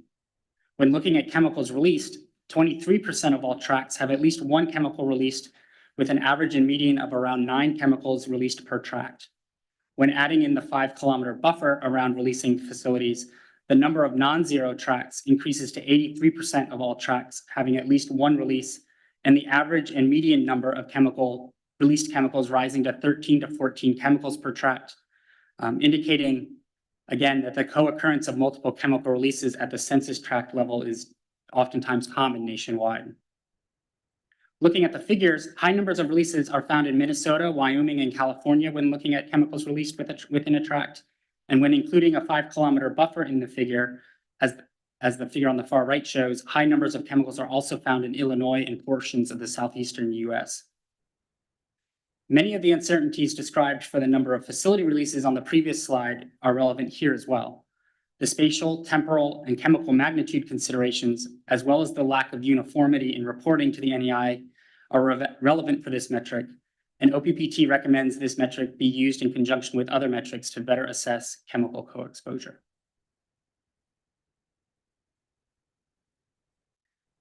While the previous slides show the utility of these two metrics in illustrating patterning at the national scale, the figures on the right-hand side of this slide shows that these metrics may be potentially more informative at more regional scales.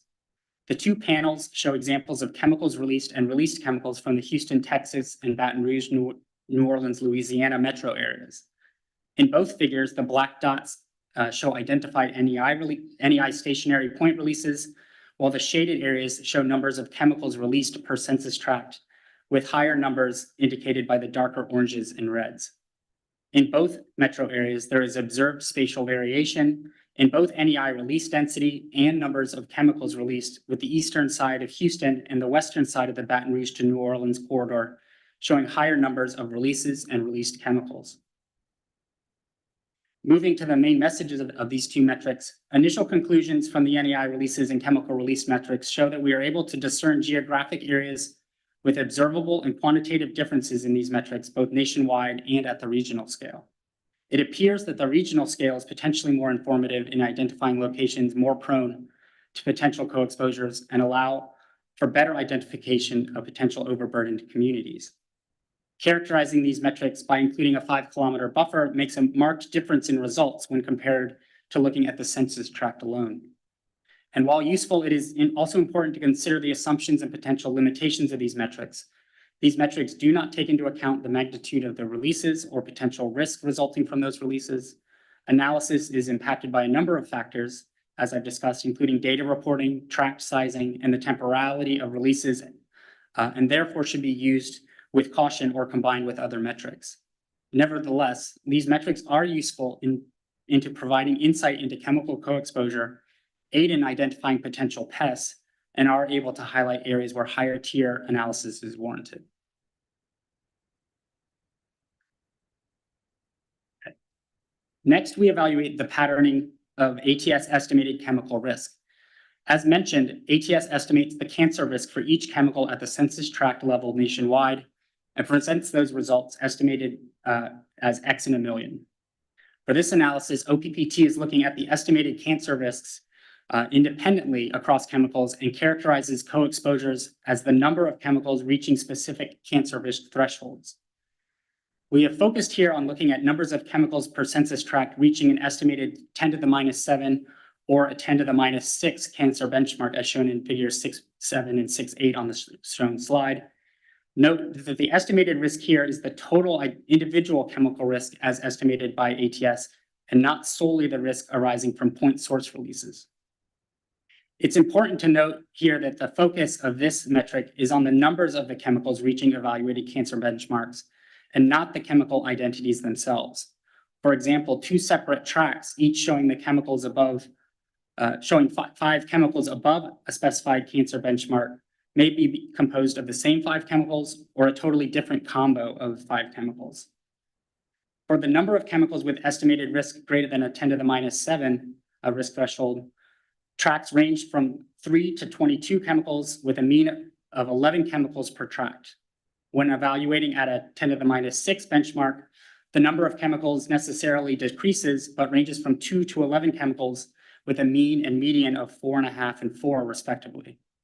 When looking at data geospatially nationwide, as shown in the figure on the left, areas of higher numbers of chemicals meeting a 10 to the minus 7 benchmark are found in the upper Midwest and various major metropolitan centers nationwide. When looking at a 10 to the minus 6 benchmark, there are higher numbers in the western part of Oregon and major population centers nationwide. In total, this metric was able to identify differentiation across the nation depending on the evaluated benchmark, and it was common for multiple chemicals to be above relevant risk thresholds. A change in just one order of magnitude in estimated risk led to marked changes in numbers of co-occurring chemicals with, on average, tracts having 6 more co-occurring chemicals per tract. Identifying those areas of marked change may be useful in identifying areas where relatively small changes in estimated risk may have differential influence. And finally, this methodology and metric does highlight and aid in identifying areas subject to multiple co-occurring chemicals and potential pests, how those patterns change with evaluated cancer risk benchmarks, and where further investigation using a combined chemical approach may be appropriate for addressing potential aggregate and cumulative risk.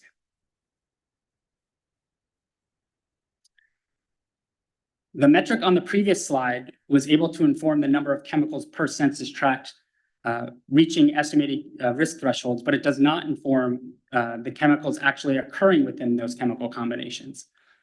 This metric aims to inform the chemicals making up those combinations with the goal of understanding whether certain chemical combinations co-occur with more frequency over other chemical combinations. The ability to understand whether certain combinations are more prevalent is useful for determining which combinations may be impacting potential pests and for identifying which chemicals may warrant evaluating in combination. For this analysis, all tracts with the same number of co-occurring chemicals at the selected risk threshold were binned, and the chemical identities within that numerical chemical class filtered and summed. As the number of chemicals within a tract increase, the number of possible chemical combinations also increases, with potentially hundreds of different chemical combinations.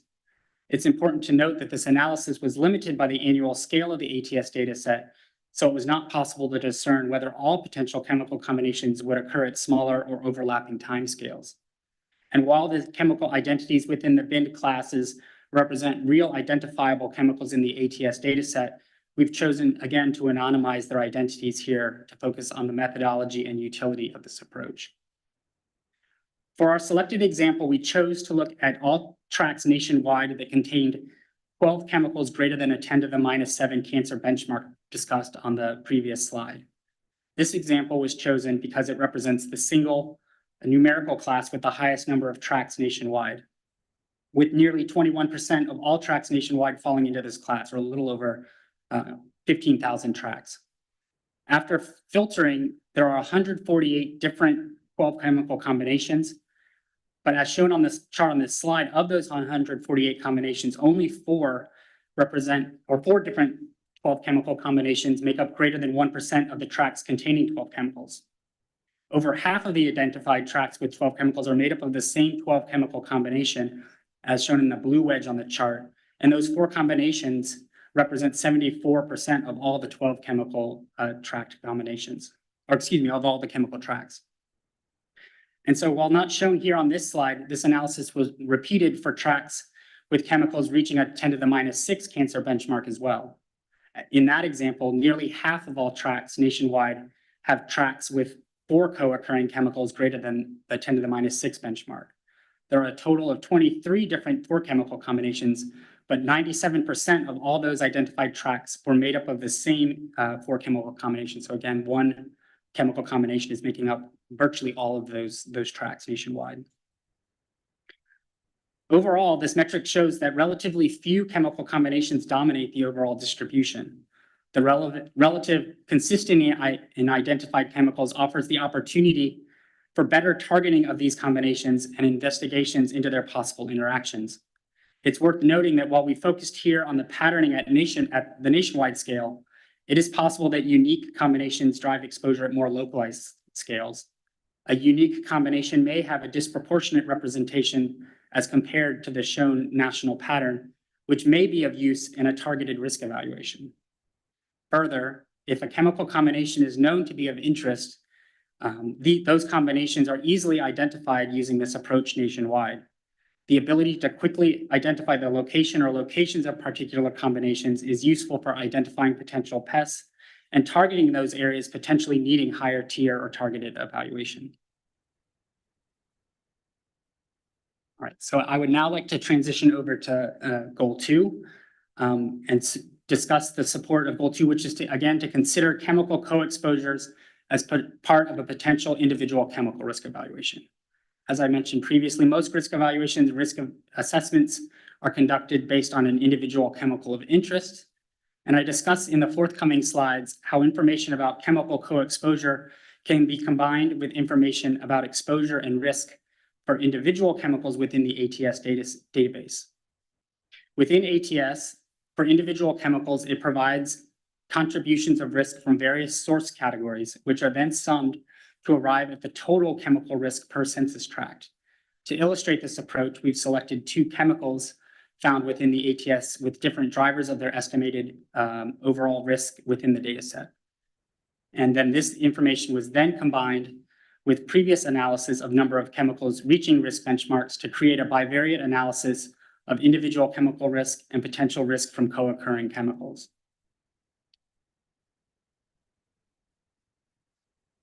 The first chemical is one whose estimated risk is driven by secondary formation within the ATS database. It has over 22,000 unique NEI releases, with those releases occupying greater than 10,000 census tracts nationwide. While covering a wide range of release magnitudes, the mean and median releases are 332 kilograms per year and 0.1 kilograms per year. Estimated risks range from 0.23 to 4.46 per million, with on average 74% of the estimated total risk for this chemical within a tract resulting from secondary formation. Geospatially, the highest modeled risk is in the southeastern US, highlighted by the red colors in the figures. In addition, large portions of the US show greater than a 1 times 10 to the minus 6 cancer risk, as illustrated by the deeper orange colors.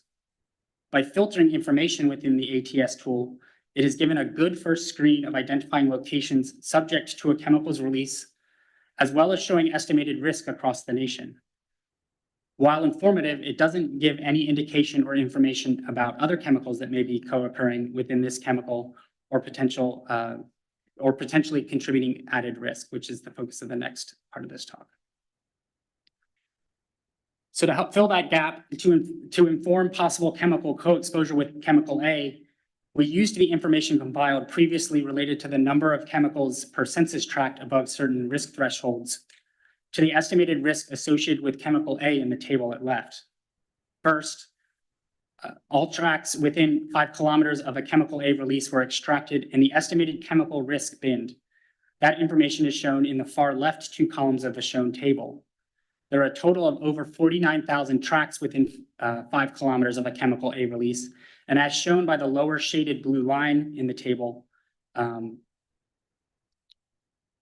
with the majority of those 49,000 tracts having an estimated risk of 1 to 2 in a million, or over 35,000 tracts. Next, we compiled the number of other chemicals in those tracts above either a 10 to the minus 7 or a 10 to the minus 6 cancer risk benchmark, which are shown in the columns at right. Again, looking at the lower blue shaded line, on average nationwide, there are about 10 other chemicals and as many as 21 with a cancer risk benchmark greater than 10 to the minus 7 benchmark. And on average, 3 to 4 other chemicals greater than a 10 to the minus 6 benchmark. Together, this shows that there are likely to be other chemicals co-occurring in tracts where the risk from chemical A is greater than a 10 to the minus 6 benchmark alone. Looking at the upper highlighted blue line, this process has also identified the co-exposure of other chemicals in locations where chemical A is below a 10 to the minus 6 cancer benchmark and shows these areas have around 8 other chemicals greater than a 10 to the minus 7 cancer benchmark. The identification of these areas where individual risk for chemical A is below a risk threshold of interest, but faces additional potential burden from other chemicals may be of particular interest for more targeted analysis when considering aggregate or cumulative approaches. Using a bivariate analysis, the figure at right is able to identify geospatially areas where individual chemical risk ranges from low to high in pink and where chemical co-occurrence ranges from low to high in blue. In areas of purple, you have the combined influences of both high individual chemical risk as well as high chemical co-exposure. And while this figure shows higher risk from chemical A across most of the southeastern United States in pink, as shown in the previous figure on the previous slide, it also highlights areas within this region subject to higher numbers of chemicals greater than a 10 to the minus 7 risk threshold in purple. In particular, clusters of census tracts in central Alabama, Louisiana, and Southern California show the joint influence of higher risk from chemical A with greater number of chemicals above a 10 to the minus 7 risk threshold. And while we don't evaluate the interaction of chemical A with the co-occurring chemicals here, the ability to highlight these areas of joint individual chemical risk in areas with higher chemical co-exposure is useful for screening areas that may benefit with greater levels of analysis for exposure and possible risk to the general population. This process was repeated for a different chemical within the ATS dataset with different estimated risk drivers, namely one that is driven by point and non-point releases. The figure at left shows that nationwide the estimated risk from chemical B and shows different spatial patterning than that observed for chemical A. Estimated risk is predominantly low across most of the country, as shown by the yellow, predominantly the yellow shaded area nationwide, but with some isolated localities in Louisiana, Kentucky, Wisconsin, and South Carolina showing greater risks greater than a 10 to the minus 6 cancer risk benchmark. And while risk is generally low, the estimated risk tends to be heavily sourced from stationary point releases, as shown by the figure at right. Additionally, those areas with greater than a 1 times 10 to the minus 6 cancer risk benchmark have more than 75% of the total estimated risk from these point sources. Okay, moving to evaluation of chemical co-exposure of census tracts within 5 kilometers of chemical B release, we show similar to chemical A, these tracts tend to have various other chemicals co-occurring in those tracts with estimated risks greater than a 10 to the minus 7 cancer risk benchmark. On average, nationwide, around 11 other chemicals are greater than this risk benchmark, and 4 to 5 chemicals greater than a 1 times 10 to the minus 6 benchmark. There is some evidence that for those tracts where chemical B did have greater risk, or did have a greater than a 1 in a million estimated risk, the number of co-occurring chemicals greater than a 1 times 10 to the minus 7 benchmark increases from around 11 to 12 across the rest of the risk distribution to close to 16 chemicals in those areas with greater than 1 in a million risk.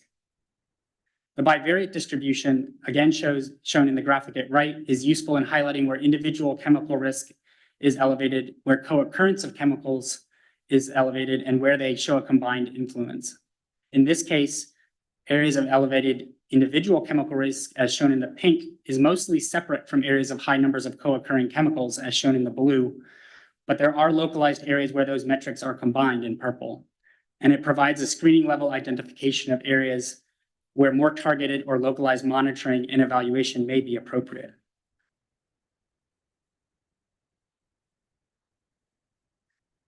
I would like to now return to the stated goals of this project, which were one, to better identify pests and characterize exposure and risk due to chemical exposure within those communities, and two, to consider chemical co-exposure as part of an individual chemical risk evaluation. The metrics evaluated here and the nationwide data within Air Tox Screen were able to provide a useful screening level evaluation of chemical co-exposure. Through these metrics, we were able to better inform areas of potential pests at national to regional scale and highlight areas potentially needing more refined or targeted evaluation and analysis. And for goal 2, the investigated metrics were able to identify areas of individual chemical risk, as well as identify the degree of chemical co-occurrence across its exposure and risk distribution. Much of this work was conducted in a geospatial analysis environment, where these metrics were readily calculated using existing data sets. These tools and approaches are repeatable across geographic scale using standard geospatial analysis tools, while also offering flexibility and adaptability moving forward as new data sets arise.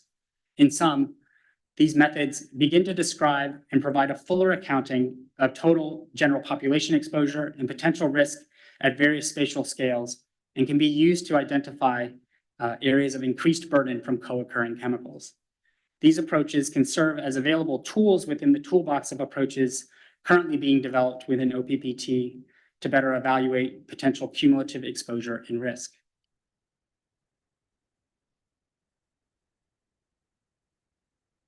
As identified at the outset of this presentation, the proposed metrics and approaches described in this effort represent a starting initial contribution towards identifying chemical co-exposure at a nationwide scale.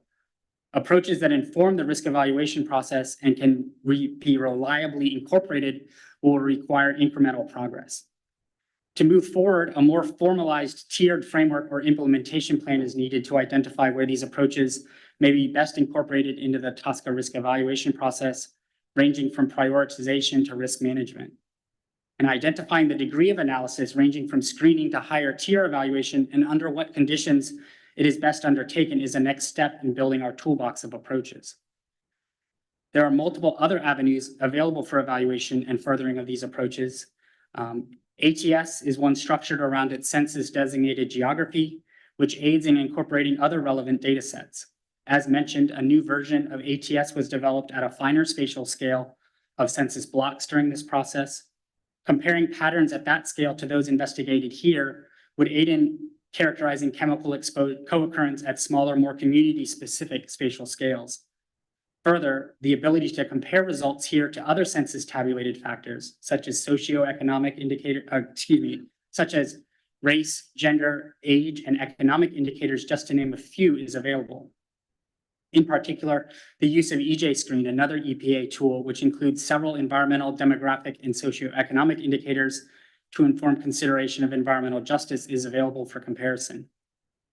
One outcome of this effort was showing the power and utility of large chemical databases and models such as ATS, but comparison to other relevant data sets is possible. The Risk Screening Environmental Indicators, or RISI model, also estimates chemical exposure and risk-related scoring efforts from TRI releases that could serve as a useful comparison to the approaches investigated here. Finally, the efforts here focused on addressing co-exposure in ambient air and facility releases and human health cancer risk. The scope of these efforts could be expanded in future to include other pathways or routes of exposures, such as the surface water pathway. Additionally, non-cancer risk pathways could be included in future efforts as appropriate. And while there is much room for expansion, improvement, and how these efforts may be incorporated, we offer these methods and approaches as a useful initial step towards evaluating chemical co-exposure in the TSCA risk evaluation process. And with that, I welcome the thoughts and views of the assembled panel and thank you in advance for your consideration of this report. And I'll take any questions or comments at this time. Thank you, guys. Thank you, Dr. Todd. We now will entertain any questions from the board.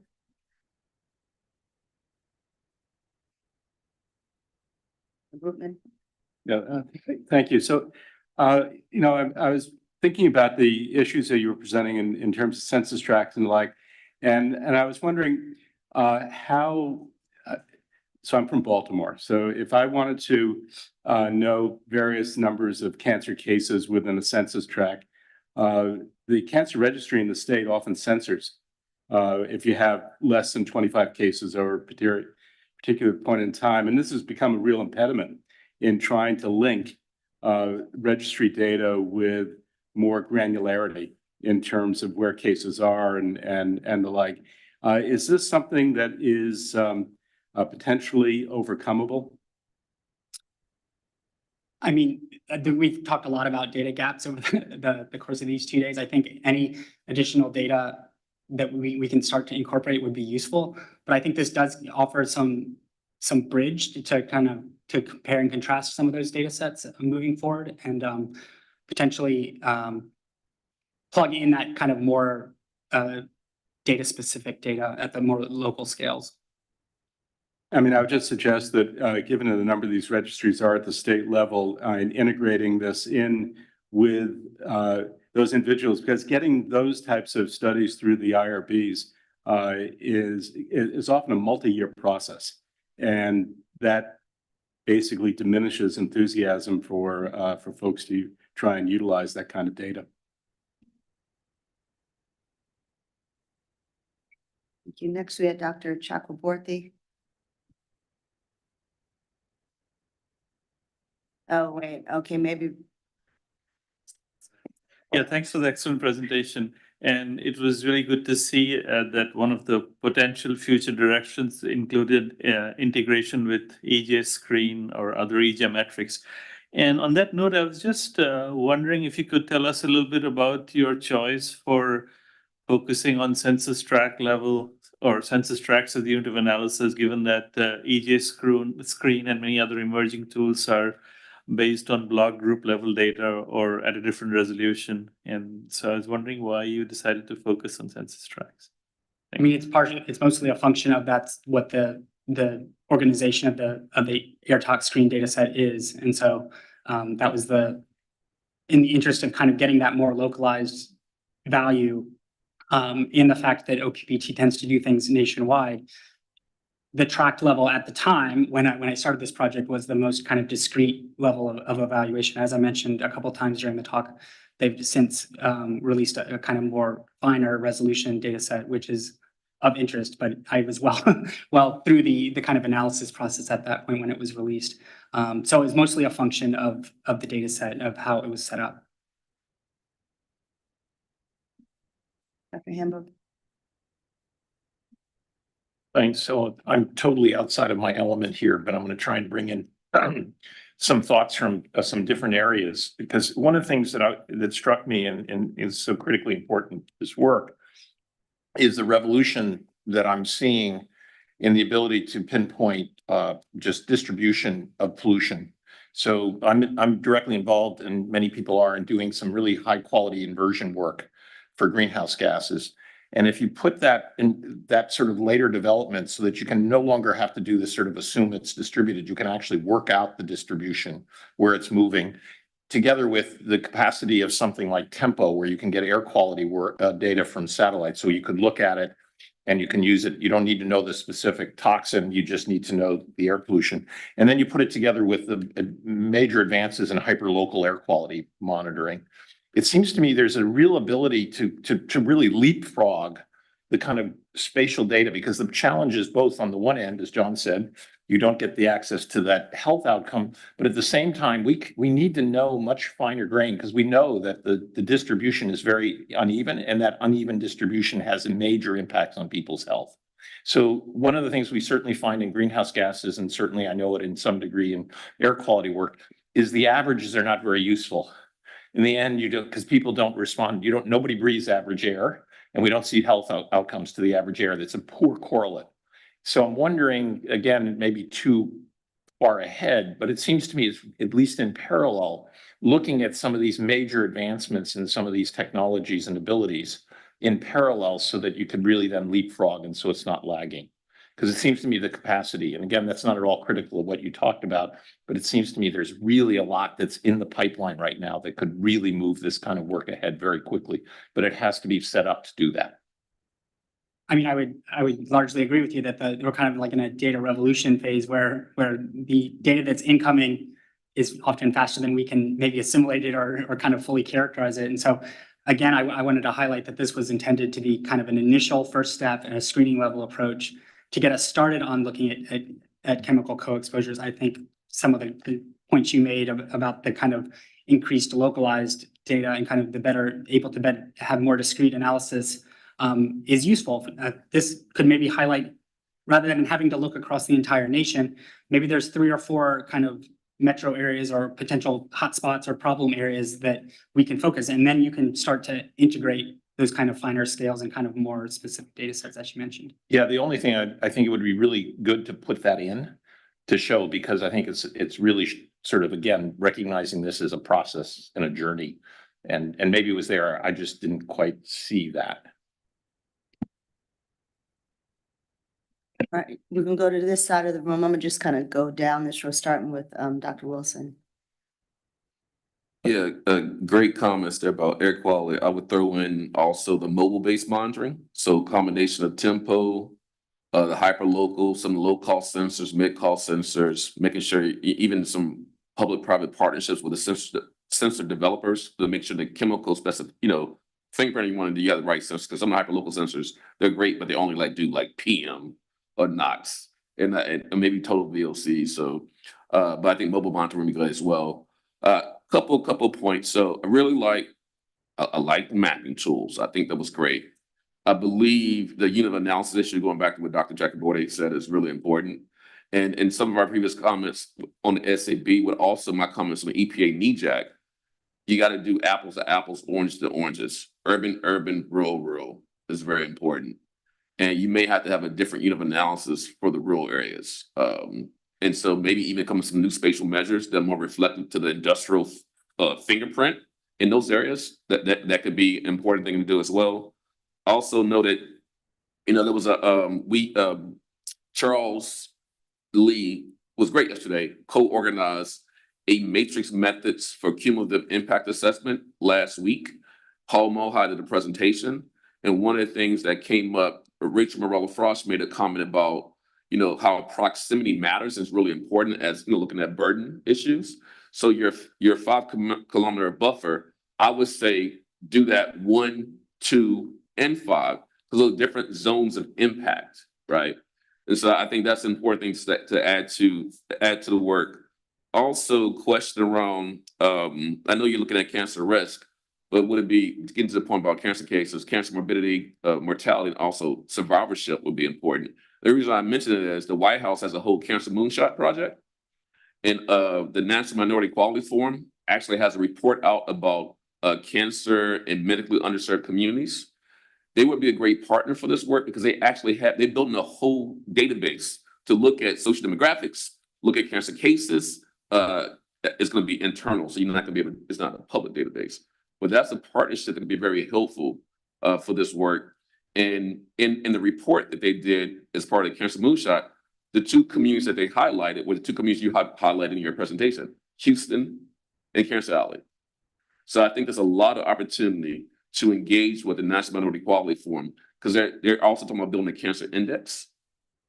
And they have a whole team where they're consuming, bringing together a lot of data that could be really useful for the work that you're doing. And the last point, and I'll pass the mic, getting back to Charles's point about yesterday about the extremes, the hockey stick, really looking at those areas that have the highest magnitude of risk, the highest magnitude of releases, the highest magnitude of multiple chemicals, and maybe doing some focus on those areas. And I mean, maybe the Houston Ship Channel already is that area, or maybe the Cancer Alley is already the area, or maybe Richmond, California is already area. Some of those industrial corridors in the northern plains plain states, maybe you already have that, but those extremes will be important to look at as well.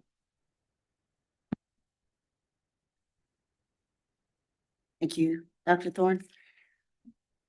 Yeah, thank you for this presentation. It was really interesting for those of us who spend a lot of time in the exposure realm. Under your future directions slide, a couple things I expected to see that I didn't, and maybe I can be so bold as to suggest consideration of those. One was in your goal one, you identified the suites of 12 and then the suites of 4, and this 4 chemical combinations piece emerged is one that it could really be unifying. And I thought that maybe that would be one to tackle in your future directions, that you look at that combination of 4 and really do a spatial analysis, somewhat like you did for your chemical A and B, but looking at the combination of those 4 and the cumulative risk that imposes. Second thing is I think you were focused on the HAPs, it seemed, and there's 188 of which 110 are non-carcinogens. And some of those 110 are high volume chemicals that are very toxic. And so in parallel to that, perhaps another future direction would be to choose to do a similar analysis where you find maybe a suite of 4 or whatever that for which there's a high risk and co-location, and then explore that with the tools that you're developing. And I think, for years, we've talked about the mixtures problem as A plus B, but it's really A plus B plus C plus D and beyond. Yep. And you've shown that clearly. So why not use that to take this to the next step? Yeah, I hope you add those to any comments you submit. I would, again, I think one of the outcomes of this project was it probably raised more additional questions than answered questions I sought to answer. But again, it was intended to be an initial first step and kind of get us talking about co-exposure in a more kind of discrete and kind of meaningful way across the agency and our office in particular.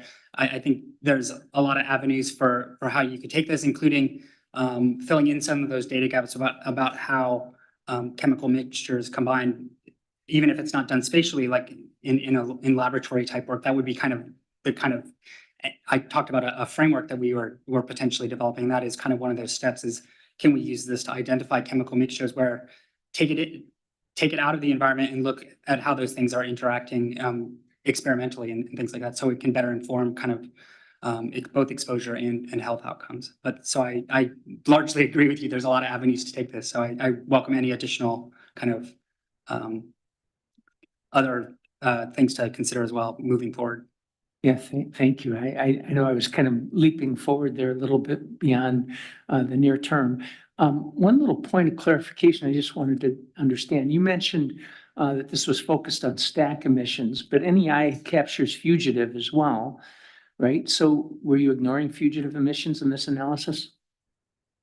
We weren't ignoring it in the estimation of cancer risk, where we were looking at the number of chemicals reaching cancer risk benchmarks. That was taking all the kind of pathways of exposure that might be for a chemical.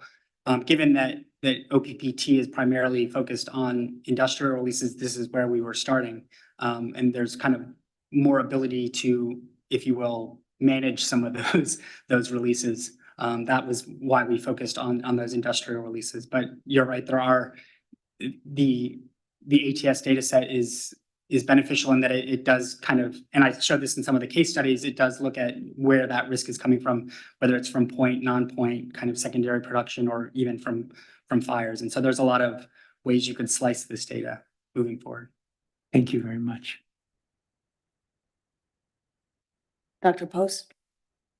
Thank you. I have one comment and a couple questions.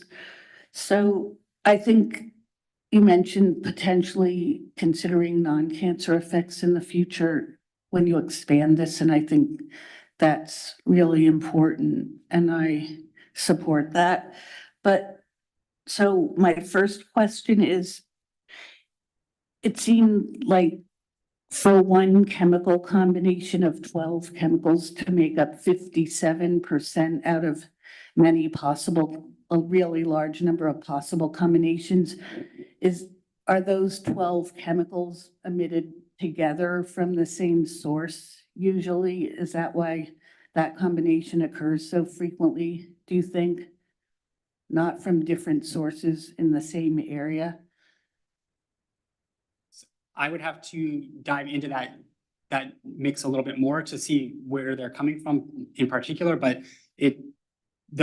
to answer your first part of your question, it does not necessarily identify where those chemicals are coming from at that point. At the tract level, it just means there's a measure or an estimated, concentration and associated risk within that tract. Where that concentration is coming from could be both within or outside the tract. And so, Okay. does that make sense? The second question I have, I know you said it's under consideration and development, but is there anything you could say? I understand how this could be used to identify susceptible communities or populations, but is there anything you could say how it could potentially be used in individual chemical risk evaluations by TSCA? That was, I think, the second goal. Well, as I hopefully showed in the kind of 2 case studies, the ATS data set is useful in kind of doing a screening level of risk, and then it also was able to layer in those locations where you have chemical co-exposure. How that would be kind of implemented or kind of considered in a risk evaluation, as I mentioned, is still under consideration and moving forward, but it does offer kind of additional information to consider moving forward. Okay, thanks. Thank you. Dr. LeChevalier. Thanks for the presentation. I think it was really interesting and a good approach to trying to get your arms around the issue of multiple exposures. And I think probably the air tox is the way to go, although and the learnings from this will be useful. And I also understand that this exercise was mostly kind of data shaking and shaking down the procedures. And so it's really from that standpoint that I have a couple questions. You mentioned the weakness of using census tract, and from that in slides, I think 14 and 16, you would think that Wyoming is a hot spot for chemicals, but having driven through that, you know that it's practically nothing there.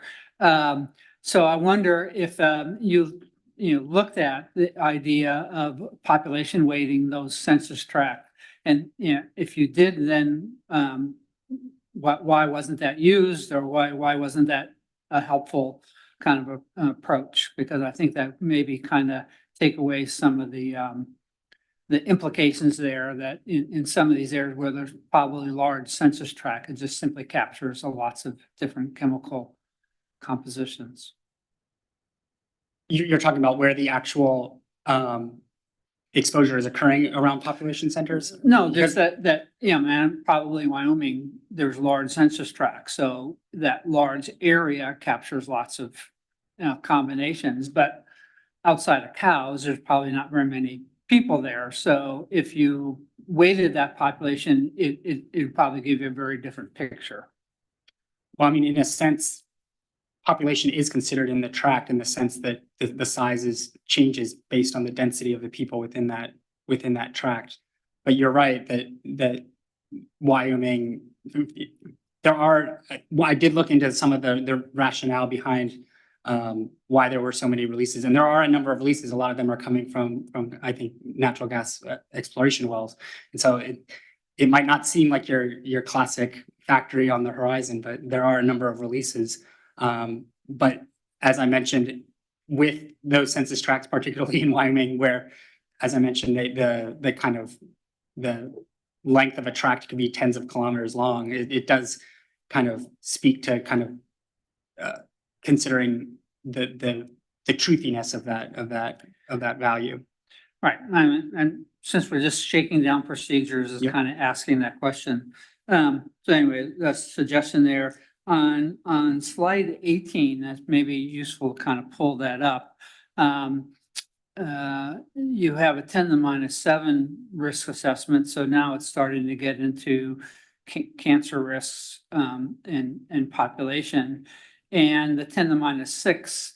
And the difference between that on the, 10 to the minus 7 clearly shows kind of, the Midwest around Chicago as being kind of more exposures, but the 10 to the minus 6, which is a higher risk, now pops up the Pacific Northwest as being kind of a hot spot. And I just wondered why that was the case, and if, since it's a higher risk from a fewer number of chemicals is what I'm, and so I'm wondering what's this procedure showing us, and what are the data telling us, and is there some kind of anomaly in that approach? Yeah, there's a good question. I'd like to look at this a little bit more, but my initial thought is that if you look at the bottom, the scale are different scales in the sense that they were developed by, if you're familiar with the process, natural breaks. And so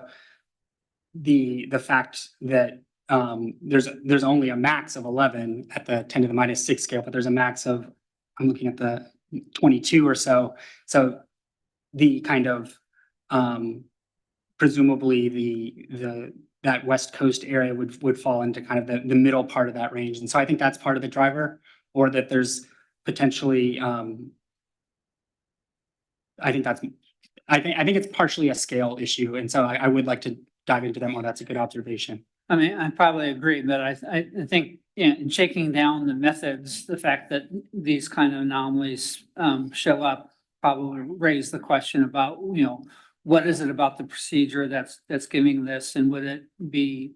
I mean, that's what I hope to convey is, like, again, the screening nature. I'm hopeful that it'll highlight areas that you might want to take that deeper dive, or kind of dive into what's going on in those particular locations, either at kind of broad levels, as you're pointing out, in kind of like the Western United States there, or even in individual communities or municipalities. Because they're, again, hopeful it'll kind of allow for more targeted analysis, so you don't have to do targeted analysis everywhere. Yes, or it is chasing us in maybe a wrong direction, and so either it's right and it's helpful for a deeper dive as you approach, or is there something in the way the data is set up, or the kind of analysis here that maybe is taking us in the wrong direction. But anyway, those are the two areas. I think it's great, but understanding why these kind of anomalies might pick up, I think, will be useful insight and enable us to move forward. So thanks. You, Dr. Tan? Thanks. Yeah, I just had a couple of questions. I was curious about, I know you mentioned one of the data inputs includes wildfire, or includes fires, and just was thinking about future uses. I know Tusk is only focusing on industrial releases, but climate impacts are increasing, and those areas that are climate impacted are going to be more impacted by industrial releases as well. So just thought that might be something to include as a future look. And then I'm also just wondering, in terms of cancer, whether also for the future, one use could be evaluation of how we're doing. Cancer rates, I think there was a report that came out a few months ago showing that individuals born in the 90s, those cancer rates are increasing for that generation. So would just be maybe something great for evaluation of how we're doing on reducing cancer rates as they're increasing right now. Thanks. Thank you. I'm going to go back and start down again. So Dr. Zhu.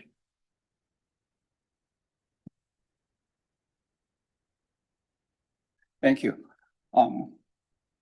I think it's exciting to see that the agency is taking a concrete step towards the future. We've been talking about chemical mixture for decades.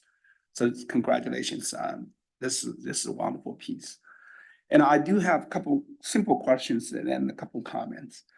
The first one is very simple. I think when you talk about cancer risk, we're talking about all cancers combined, right? I think it primarily is related to, I'd have to look into the ATS documentation, but given that it's air release, it's primarily focused on respiratory. Okay. I believe. I'd have to check that though. Okay. The second question is that, is it classified information?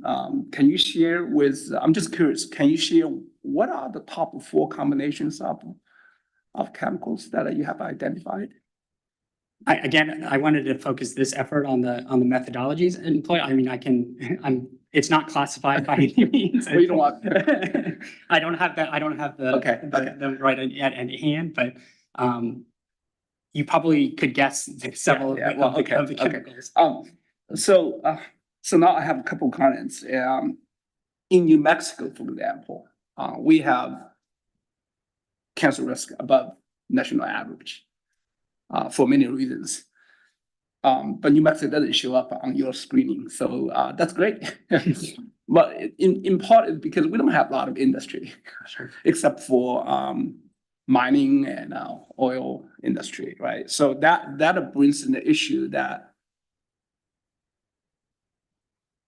well, we have a lot of uranium mining as well in the past. So so that brings up an issue that when you talk about co-exposure to multiple chemicals, understand that you focus on, air pollution, chemicals in the air, but I think the interaction with chemicals in other sources, soil, foods, is important.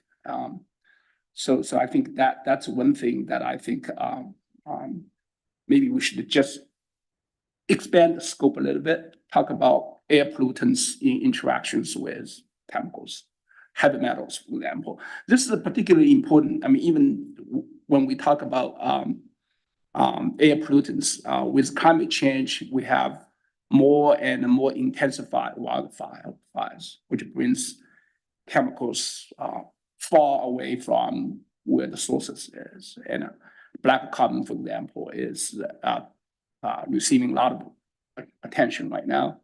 And I think so, in addition to air pollutants released by industry, maybe non-industry natural released chemicals would be important to consider.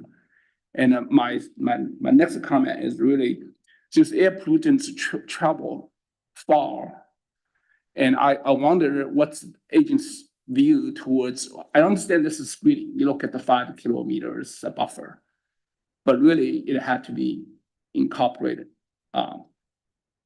sort of a transportation model to understand how areas away from the source of emission being affected, New Mexico, for example, right?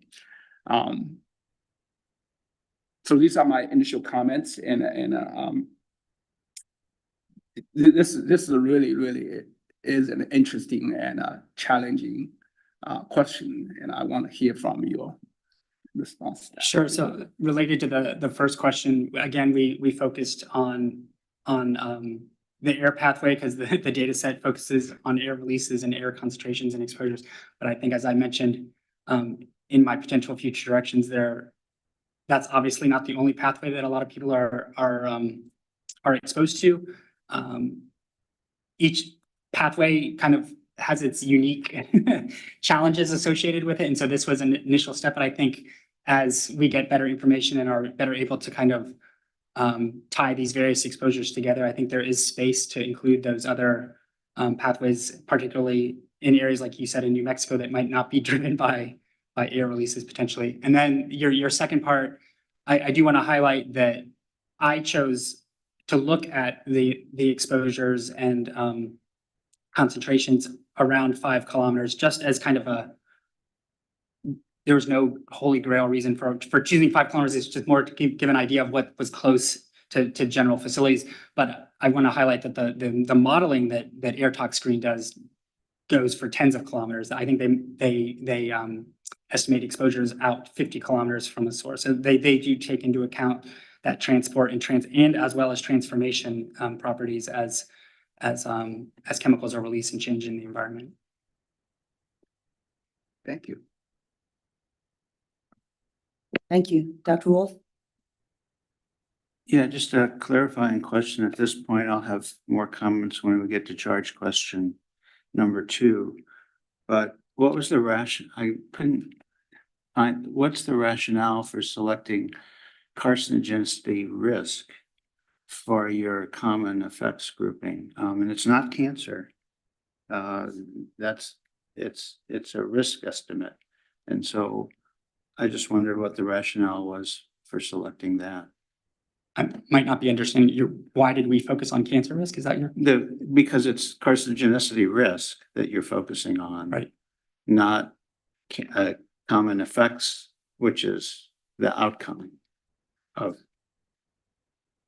I guess I'm not a human health expert, so I guess my reason for focusing on what I did was because that's how the data was presented in air tox screen. Okay. I'll reserve the rest of my comments when we get to charge question 2. Okay, so noted. Uzo? Yes, Dr. Thank you for excellent presentation. I just have a very few questions. Considering the number of facility releases, number of chemicals releases, number of chemical meeting, chemical risk benchmarks, chemical risk combinations, do you have a standard method of analysis?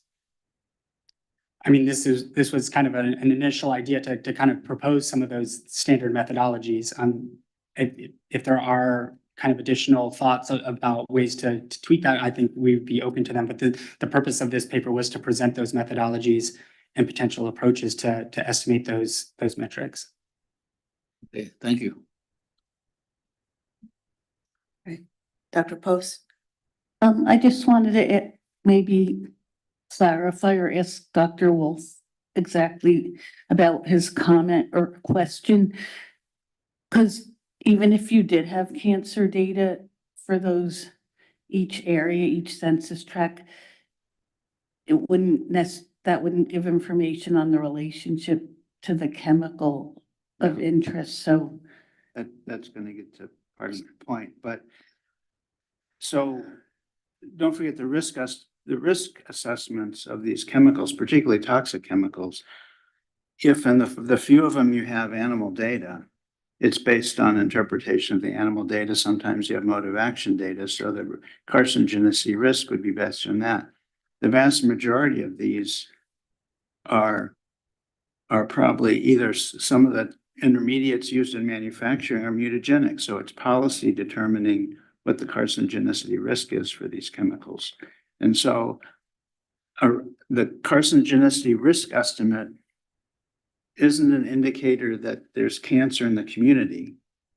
And so I think this becomes, we were talking about apples and apples comparison. This is an apples and oranges comparison.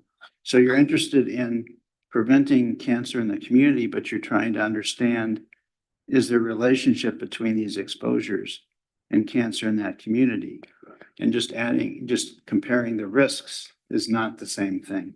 And that's pretty much the basis for regulatory standards and most of what EPA does, a lot of what's done with toxic chemicals. And you're not going to be able to measure like a 1 in a million extra in a community but it does increase the risk. No, but I mean, that's a very basic thing, and it's common to use toxicity factors for estimation of risks from exposure and for things like this, or when developing drinking water standards or air standards or anything. But if you're doing cumulative risk, you need a common effects grouping as well as a common exposure grouping. And my question is, carcinogenicity risk is not a common effect. It's a calculated interpretation. In this document, it said they chose not to add up the risks because it's really not a common effect, or it may be toxicologically different. Right, so it makes it very difficult to do cumulative risk if you don't have the other component, which is a common effects group. All you have is a common exposure group. And so all you're doing is looking at cumulative exposure. As I understand it from reading the document, I think they kind of acknowledge that some of what you're saying is uncertainties as well as other uncertainties, but it's like a screening approach. Maybe if you can, I don't want to speak No, I for. think thank you for your comment. I think I want to caution that we're not trying to do a cumulative impacts or cumulative risk assessment here. It's for the various reasons that I cited. And so it's again to identify areas of co-exposure, how those chemicals should or should not be added together, I guess is a topic for another discussion. But like the point here is to be illustrative of identifying areas where you have multiple chemicals occurring, and how that might factor into some of the cumulative and aggregate approaches that are in development within OPPT is a topic of further discussion moving forward. Thanks. Thank you. And as a reminder, we will have a chance to discuss some of this in more detail when we discuss the charge questions after lunch. But I do want to kind of get through everyone before lunch. Dr. Neptune. Yeah, very, very interesting presentation. My question kind of has to do with kind of the chemical versus non-chemical. And some of the regions that you show having the greatest kind of exposure to multi-chemical and also associated with increased cancer risk completely coincide with areas that have the highest rate of smoking and tobacco exposure. And so one question I have is, how do you adjust for those kind of risks? Because I consider tobacco a chemical exposure, but by your metric, it's not. It's more of a risky behavior. So I was wondering how you adjust for that. And the other question I had is more a question in terms of looking at these different regions, integrating the comment about kind of underpopulation. How do you deal with kind of flood zones and drought zones? Because those kind of issues will definitely impact the consequences of these chemical exposures. Yeah, good questions. I mean, I'd say broadly speaking, we haven't considered things like smoking and other, you can argue whether it's a chemical or non-chemical stressor, but we haven't considered those other non-chemical stressors as I laid out at the beginning. I agree with you that a lot of these places are likely subject not only to these chemical exposures, which we are aiming to potentially highlight here, but they are in the discussion of overburdenedness, like they're subject to a lot of other potential drivers as well. And so that again speaks to some of the future direction, the kind of, I guess, quantification and kind of identification of those areas nationwide is becoming more and more popular. And so I think one of the nice aspects, which I hoped to point out, was that given the structure of the data set around kind of common other kind of geographies like census generated geographies like census blocks or census tracts, it offers quite a bit of opportunity as these other kind of data sets are developed, hopefully at similar sort of spatial scales and spatial geographies, to kind of start linking them together. And I spoke to that a little bit with potentially incorporating aspects of EJ screen. But I mean, that's at the heart of kind of geospatial analysis of how you link varying data sets that might be of different granularity and kind of organization of how do you kind of start having those data sets talk with each other. So I think to answer your first question, we have not done that in this analysis, but there's opportunities to do that. And can you refresh me on the second question? I forgot that. I apologize. The drought zones. Oh, the drought. So again, like we haven't considered things like natural disasters or droughts or flooding or various, a couple other people have commented about climate change drivers as well. We haven't done that here. But again, as those data sets get developed, there's opportunities to start potentially having those data sets talk with one another, but we have not done that here. Thank you. We can go to the other side for Dr. Leon. Yes, thank you for your presentation. Very informative. I wanted to go back a little bit to some comments that Dr. Post and Dr. Zhu made about the idea that at the 10⁻⁶ benchmark, that 90% of all tracks were based on a single 4 chemical combo. So one thing that's so overwhelming that it seems like that's an important consideration. And back to the comment, and I know you did answer that, well, this could be one facility or multiple facilities emitting the different chemicals, but it just seems like that would have a big impact on both chemical risk and exposure risk, et cetera. So how do you, what do you think the importance is of that and the importance of accounting for such a thing, whether it's a 4-group combo from one type? And I think you maybe sort of alluded to some such thing, like we could guess what that was, and it's not confidential. But could you address that a little bit more? So I'll speak first to the confidentiality. The ATS data set's completely available. You can, within the document, I've given links to their web pages, and all their data is available for download and use. And obviously, I've manipulated that data in a somewhat unique way, hopefully, to kind of speak to some different questions. But all of that data is available. Speaking to the 4 chemicals, there are probably ways to kind of, I haven't done it here, but like kind of link up where it's coming from versus where the exposures or the kind of estimated exposures and risks from. I'd have to think through the best way to kind of do that, but I think there are opportunities with linking the release locations to potentially the hotspots of exposure are available. And then again, as I started to do with some of the case studies, not all of these chemicals are driven by point releases.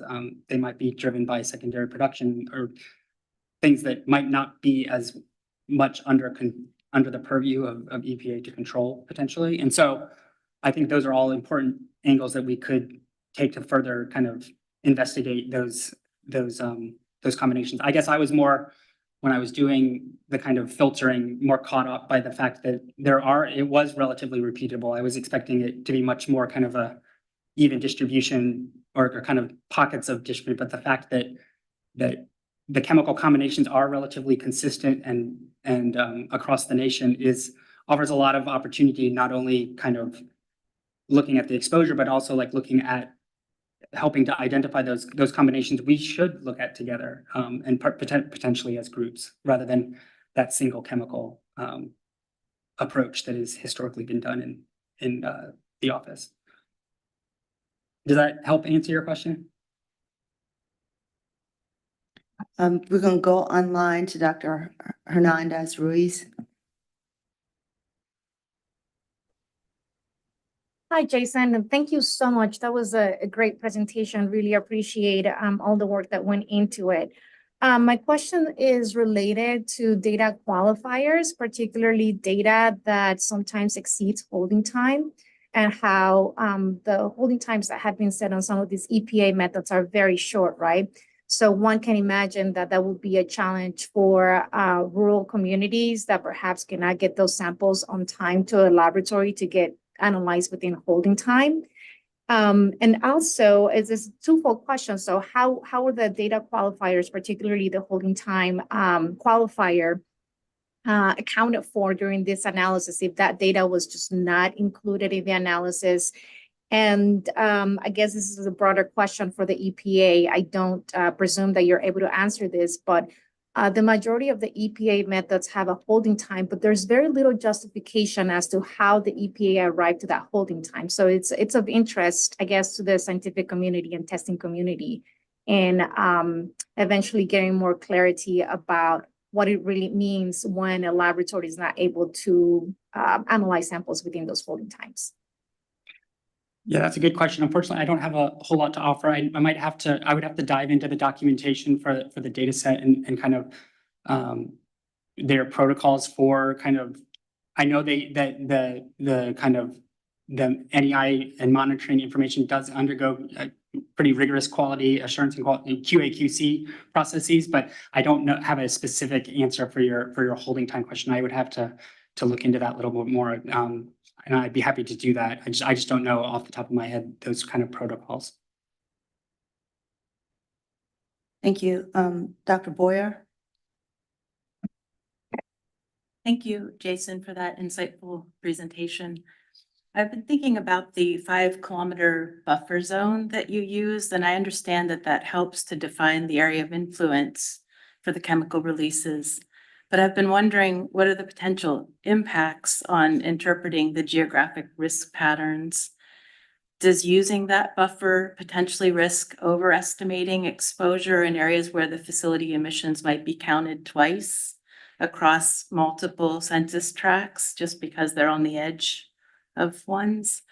And would that also skew interpretation looking at like the urban east versus the rural west or urban rural patterns where there might not be that overlap? Can you speak to what you mean by the overlap? So if you, I'm wondering, maybe I have this wrong, but if you use a 5-kilometer buffer zone. Yeah. And you have a census tract and there happens to be something in the neighboring census tract within 5 kilometers, wouldn't it be counted in both? You'd count it in, or would you choose one or the other to put it in? So I used the 5-kilometer buffer to kind of identify those tracks that were near the facilities. And did you count those facilities in both? The census tract that they're in and the census tract that they're within 5 kilometers of? I don't believe so, but I'd have to think through that a little bit. So you're saying like if the tract, the facility is within the tract and then.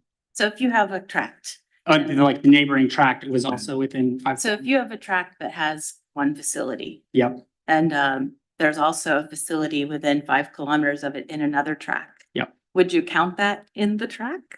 Because you're including a 5-kilometer buffer zone?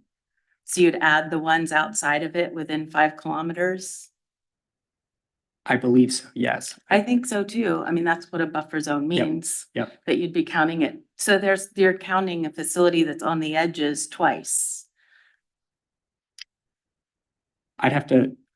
So I'm just wondering about the double counting. Maybe I'm wrong here. Maybe someone else can straighten me out.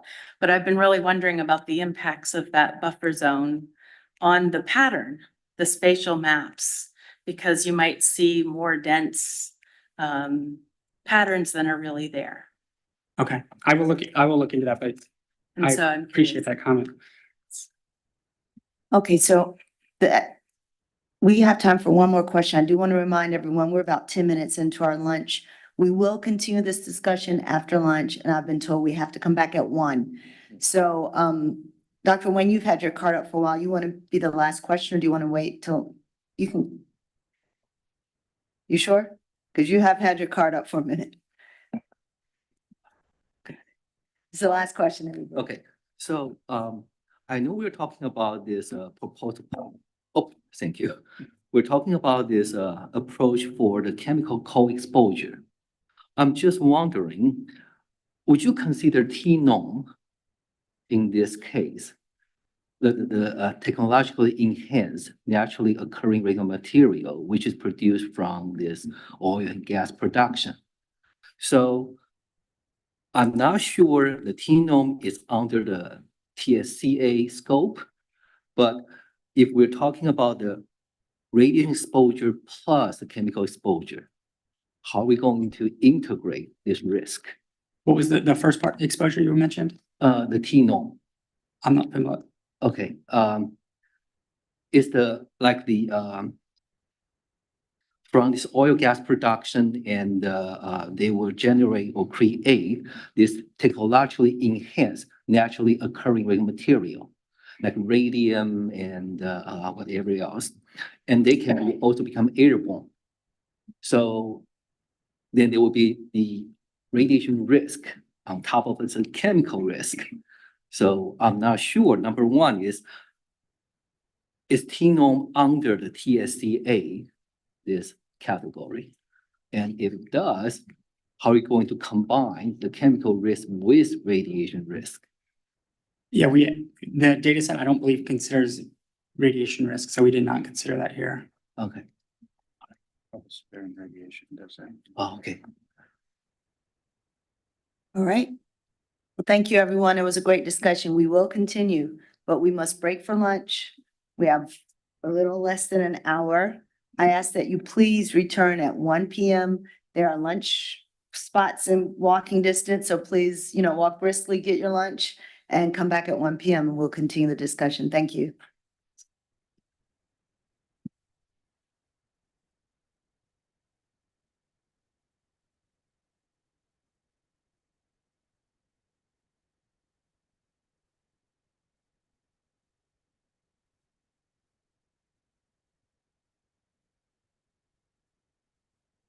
Once again, you are welcome to leave your belongings in the room. We will maintain security here. Thank you.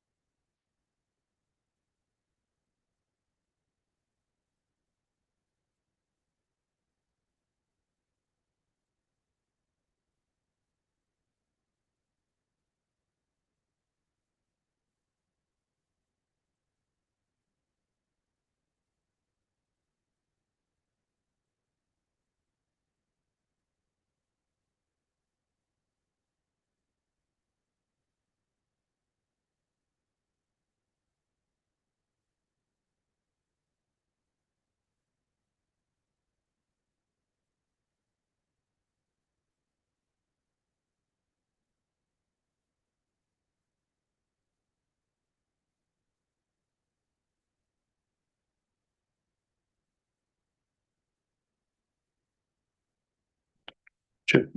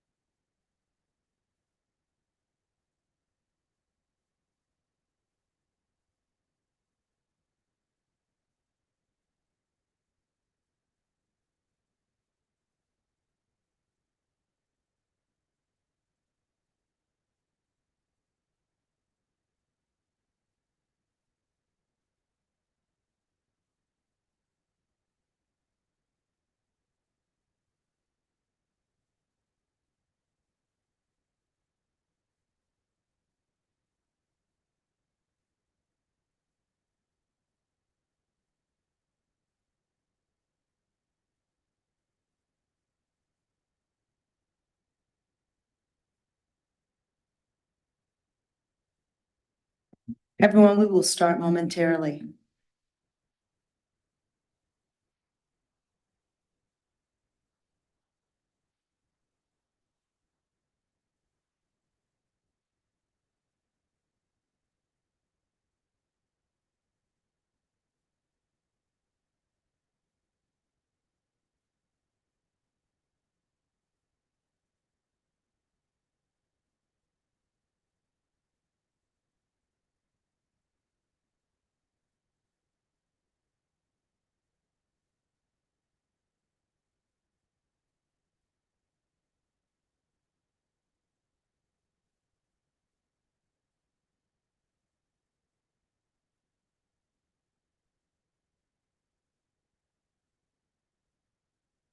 All right, we will begin our afternoon session. Good afternoon, everyone. Welcome back from lunch. Hopefully everyone got coffee refills and lunch and are ready to finish our afternoon.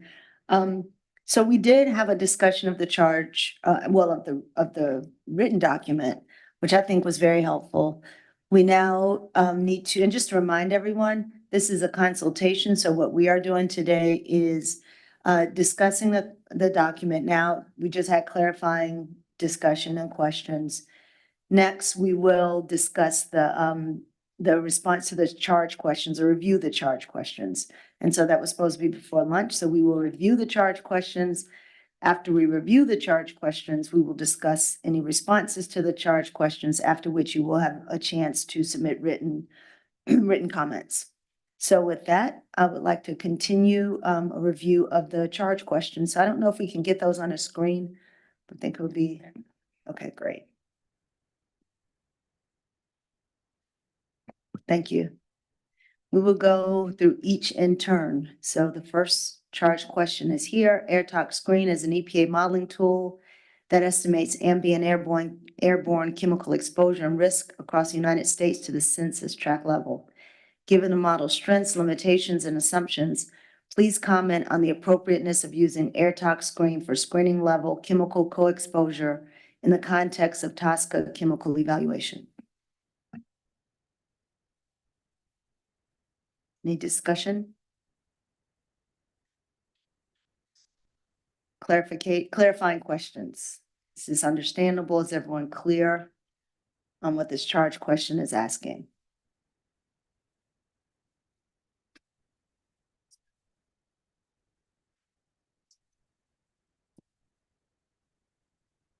And just as a reminder, it is most helpful as you discuss these or discuss things from the report, try to wrap it into the context of a charge question, because that way your response will be most useful.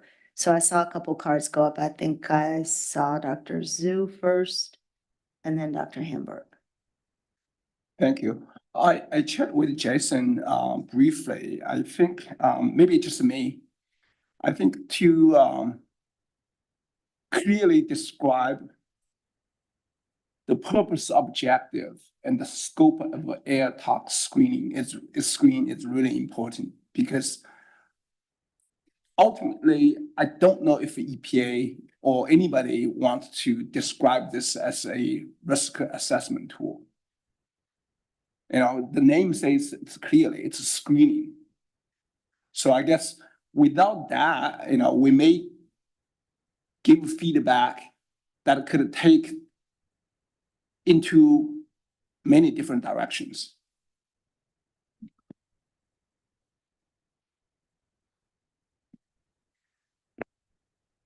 I don't know if you had a response, or I will go to the next one, if that's okay. Okay, Dr. Hamburg. So, and I was just going to look up the second charge question which I read, but I have to confess I was not thinking about over lunch. So it seems to me there's utility in having either in this charge question as a separate charge question, the prospective view of the challenge. So not just, okay, here's what we've got. Is it adequate? But in that context is where should we be looking? And because it is a very dynamic field and there's a lot of dynamism, and it's always useful in my mind to be thinking about, okay, let's say, I'm just going to say, okay, this is great, but we should be making sure that it integrates or is ready to integrate in this direction where things are going. I think that added piece of work would be really useful, both going retrospectively looking back what is, but also where we're going. And I think that would just help. And I won't speak for EPA, but it seems to me it would be useful to EPA and useful to the larger context. If I could follow on that one, I'd really appreciate it. So I think if you look at the title, it says, please comment on the appropriateness of using air tox screen for screen level of chemical co-exposure. So I guess it's a very convoluted sentence, right? In a sense, screen level of chemical exposure, but the tool itself doesn't really measure exposure up to the scientific standard that we understand. It's more of the presence of certain chemicals in the ambient air. So maybe this could be sort of hiding a little bit.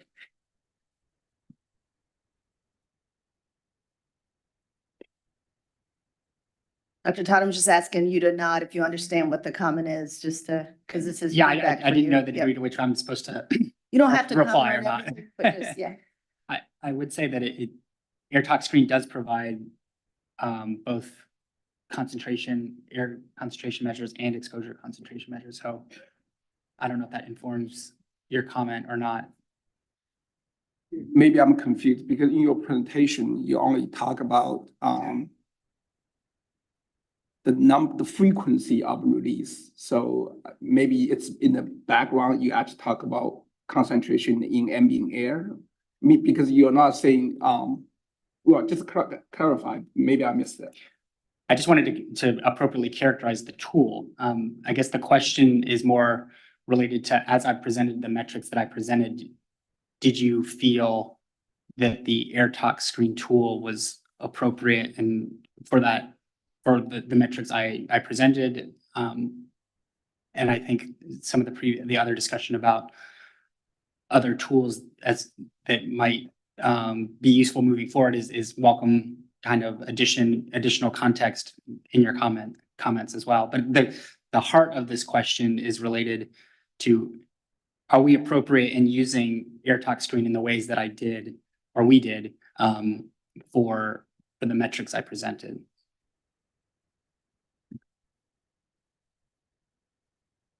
Dr. Bond?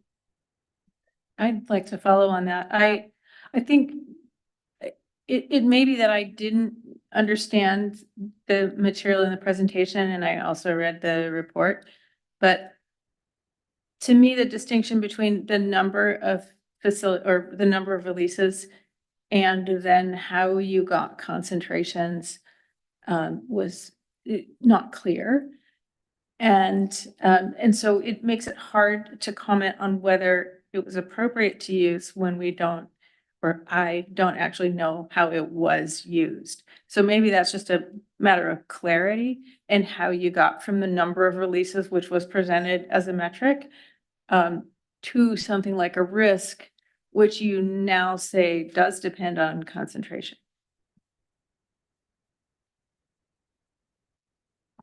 Well, those were two different presented metrics, but the number of facilities is, as I hopefully explained in the presentation and in the paper, is dependent on the kind of NEI data set that it uses as an input into the submodels that it also then uses to generate both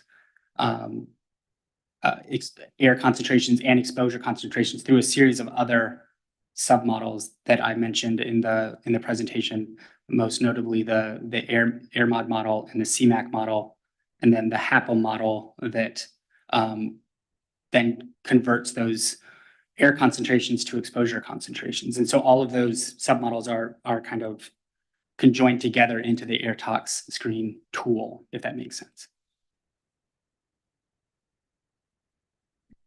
So I believe I understand how AirMod and those other models work to produce concentrations which you need for risk from the release data if you have a source strength, right?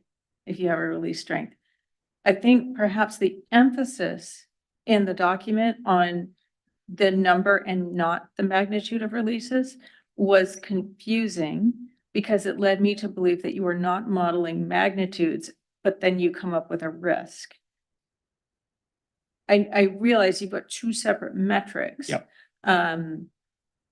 But to be clear, I'm not actively, it's the tool, it's the AirTalk screen tool that I'm using the data that is input and then output through the model to kind of arrive at both the kind of number of chemicals and number of facility releases. That's kind of, like, as I mentioned, dependent on the NEI data set. And then the exposure and risk values are the outputs of those various submodels that I kind of, I don't want to say manipulate, but kind of look at them in a different way by counting up the number of chemicals that reach various risk thresholds, if that makes sense.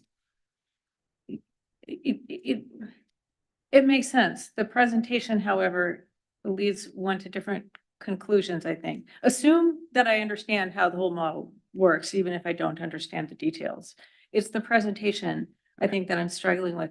And if anybody else is clear on this, or if they found it clear, then I'm happy to be pointed out. But I know you were trying to do two different things. Mm-hmm.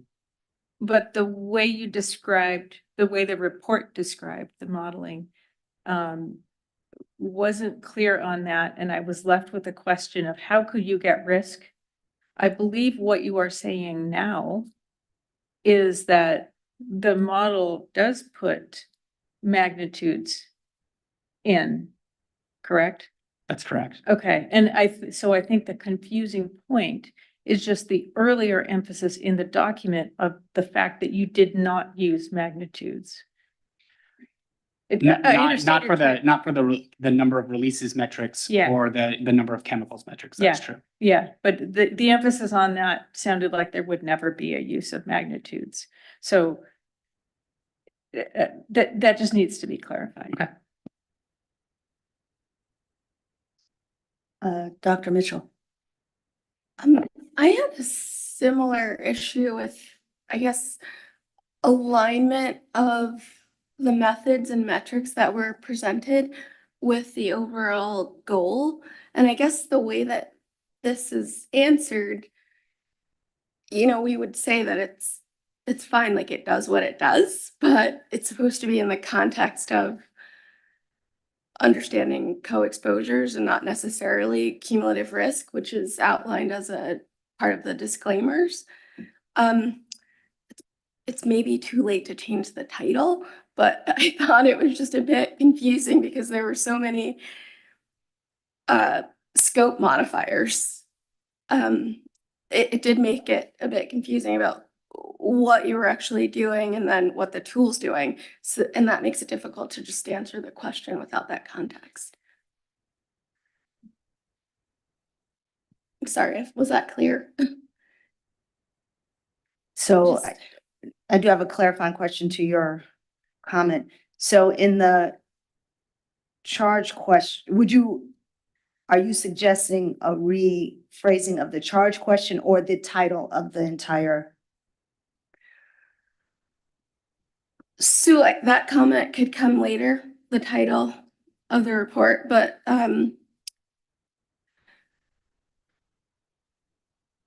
if there was a way that we could add the context into the charge question, because it's used for two things, both co-release and co-occurrence, and also for risk, and those are two separate estimates. Thank you. Doctors Hamburg and Bond, are they old cards or you have another comment? Okay. Dr. Cobb. Thank you. And thanks for sitting on the hot seat over there today. That's and for doing a good job. This is really important. And I want to thank you for that before I ask a question or two. So, and this may, I'm not sure if this goes to clarity, but it would help clarify things for me. In the NEI inventory, do you have a handle on how much of that data is measured versus estimated, i.e. inventory of poundages used and that sort of thing? And there may be a follow-up to that based on your answer. Yeah, that's a good question. I don't know the exact numbers of estimated versus measured, but it's a combination of both to my understanding. I could look into that to get more clarity. I could add additional clarifying language beyond related to that into the document for sure. Yeah, thank you for that. And that goes directly to a point that we discussed earlier in the environmental justice areas where that a big gap could exist if that reporting threshold of 25,000 pounds is limiting the data availability that you have. And I'm not saying that you've done anything wrong, just. Well, to that degree, Yeah. I can come, it doesn't have the same kind of, I don't know if restrictions is the right word, but the same kind of qualifiers that the TRI data set is. It can, the kind of reported releases can occur across a range of different releases. So it doesn't have the same thresholds as does the TRI. Right, that's kind of my understanding, but I'm still trying to get a firm understanding myself of this NEI database. So thank you. All right, Dr. Ng? Thanks. So with respect to this charge question, there's been some discussion already about data resolution and census tract level. And as you mentioned that the new version of the 2020 version of AirTalk Screen has that more refined data. I'm just wondering if it's completely out of scope. This is supposed to be a guidance document for the guidance to point people towards the newer version of the model, or would that be a really heavy lift to demonstrate it in the way you've done it for the older version? You're asking it whether it'd be possible to repeat the analyses using the newer data set? For sure would be able to. It's as I meant, tried to kind of show that in the presentation, the kind of magnitude, or there's magnitudes of difference of between kind of the census tracts you're evaluating versus the census blocks. And so it's a function of data processing and computer power. And so I think it is a worthwhile effort.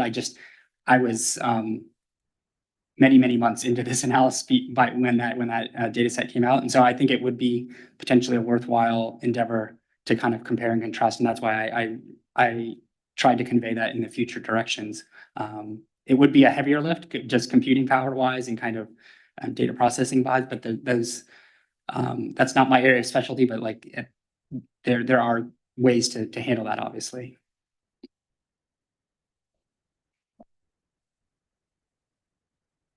Seeing no more, I think we can go to charge question 2. This draft document proposes multiple potential metrics to inform chemical co-exposure. These proposed metrics include number of chemical releasing facilities, number of chemicals released from facilities, number of chemicals meeting chemical risk benchmarks, chemical risk combinations, and bivariate distribution of individual chemical risk with potential chemical co-exposure. Please comment on the utility, strengths, and uncertainties of these metrics. Please include in your comments discussion of the methods used to develop these metrics. Dr. Thorne? Yeah, just quickly, what constitutes a facility? Because you mentioned earlier, non-point sources are included. Non-point sources are included as a source category within ATS. They were not included in that metric. Non-source, non-point source can be things like transportation and other things like that.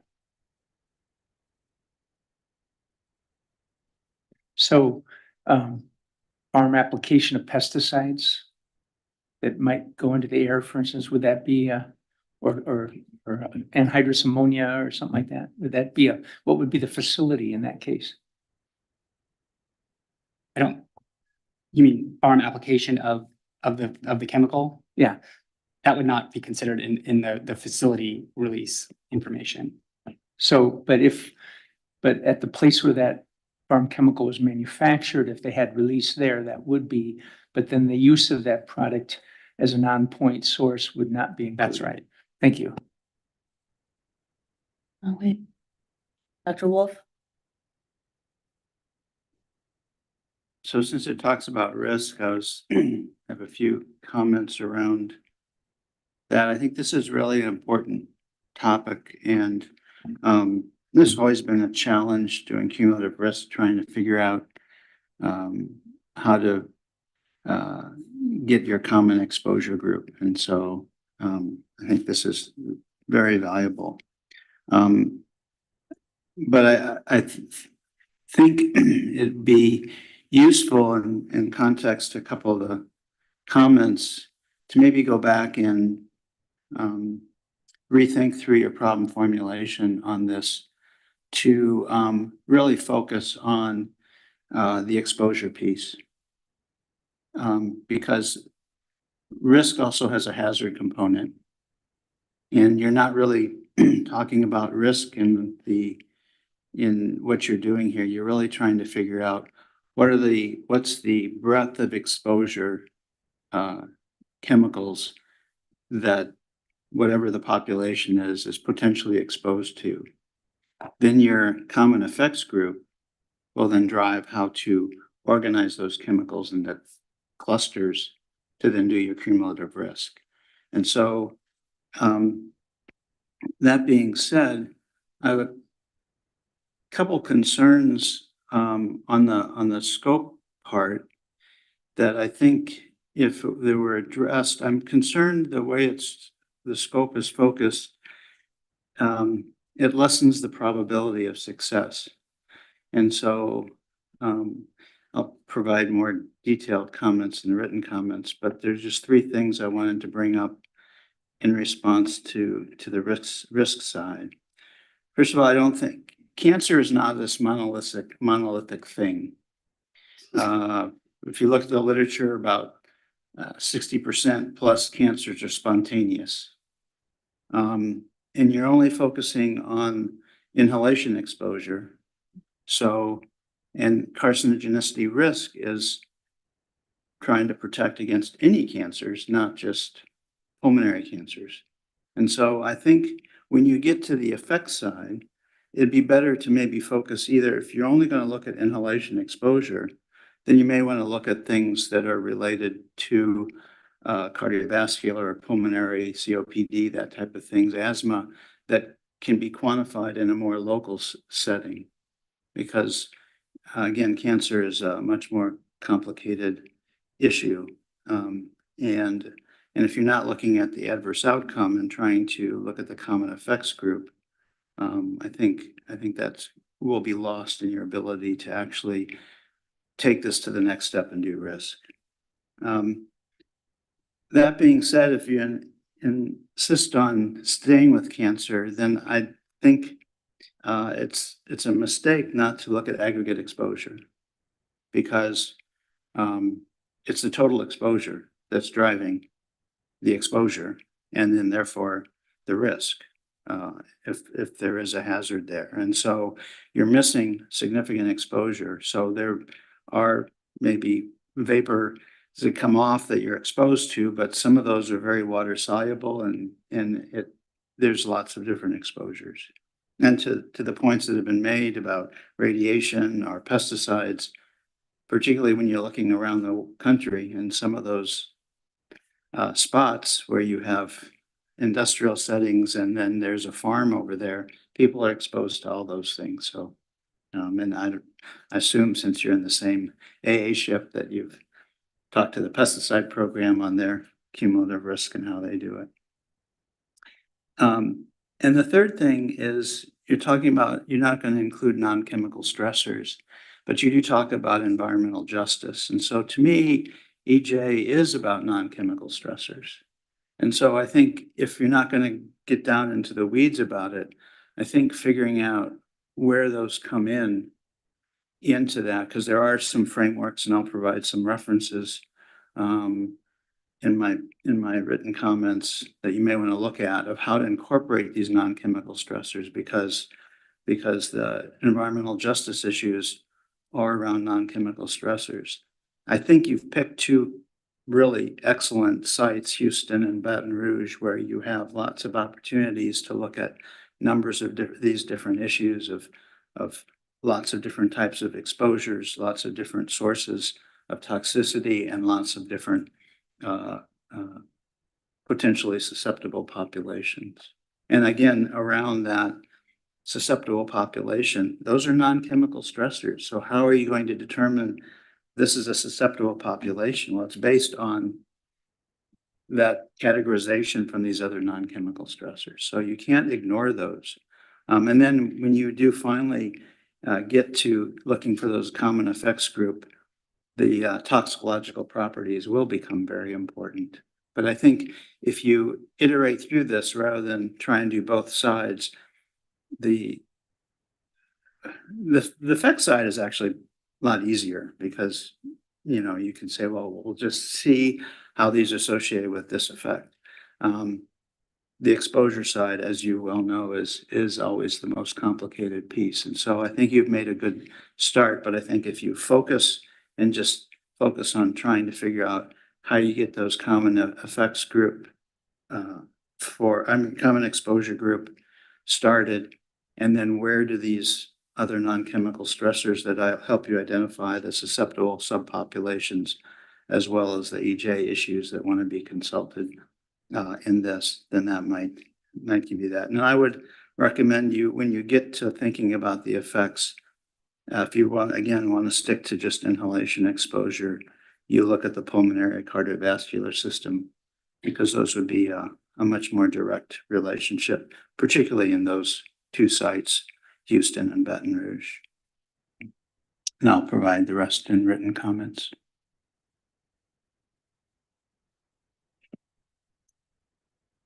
Thank you. Next, I think we have Dr. Post. I just wanted to clarify something to make sure I understand. So you are counting non-point sources for the estimates of the concentrations in the air, but not for the number of facilities and for the risk part, or how many exceed a certain cancer risk. You are counting non-point sources, but not for the number of facilities metrics. Is that correct? Or Yeah, so for the number of released chemicals and the number of facility releases, it's only those that are released from point sources. The risk benchmarks metric is inclusive of all the source groups that ATS models. So that, as I mentioned in the presentation, that includes point sources, non-point sources, secondary production, buyers, et cetera. So it's inclusive of all the things that contribute to risk for that particular chemical.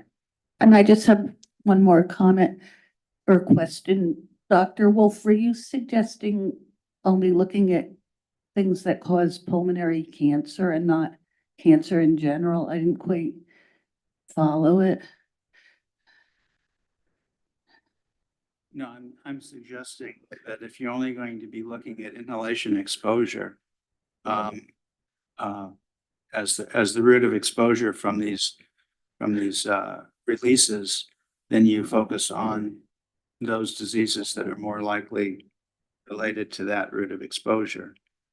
Otherwise, if you're going to look at other total cancer or that type of thing, you need to look at aggregate exposure, because you're going to miss the relationship.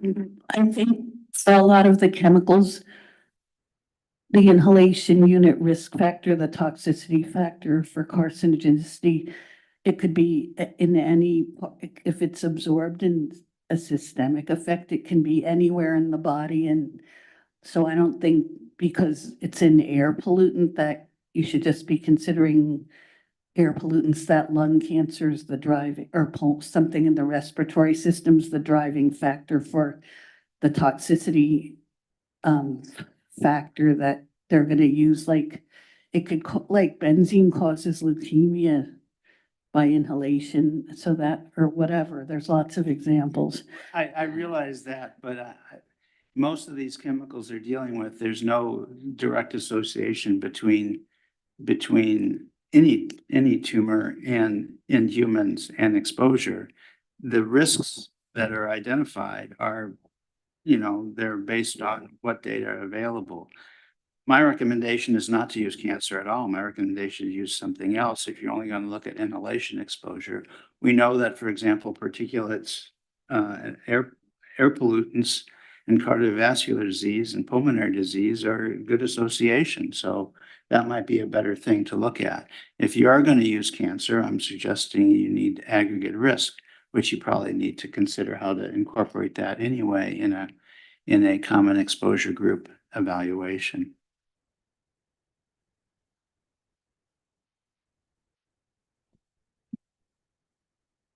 Dr. Post, are you good? Okay, thank you. Let's go to Dr. Chakraborty.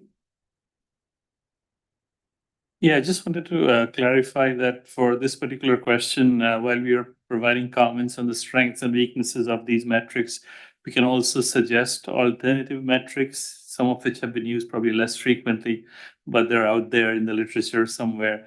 And I was also trying to think, based on our discussion before lunch, on the variability in track size, right? And there are density-based metrics that take into account the areal extent or the size of the tracks, including population. You can weight things in different ways. And there are few studies that have tried to do that instead of using the raw number of releases or facilities. So this would be the appropriate place for that discussion, right? So.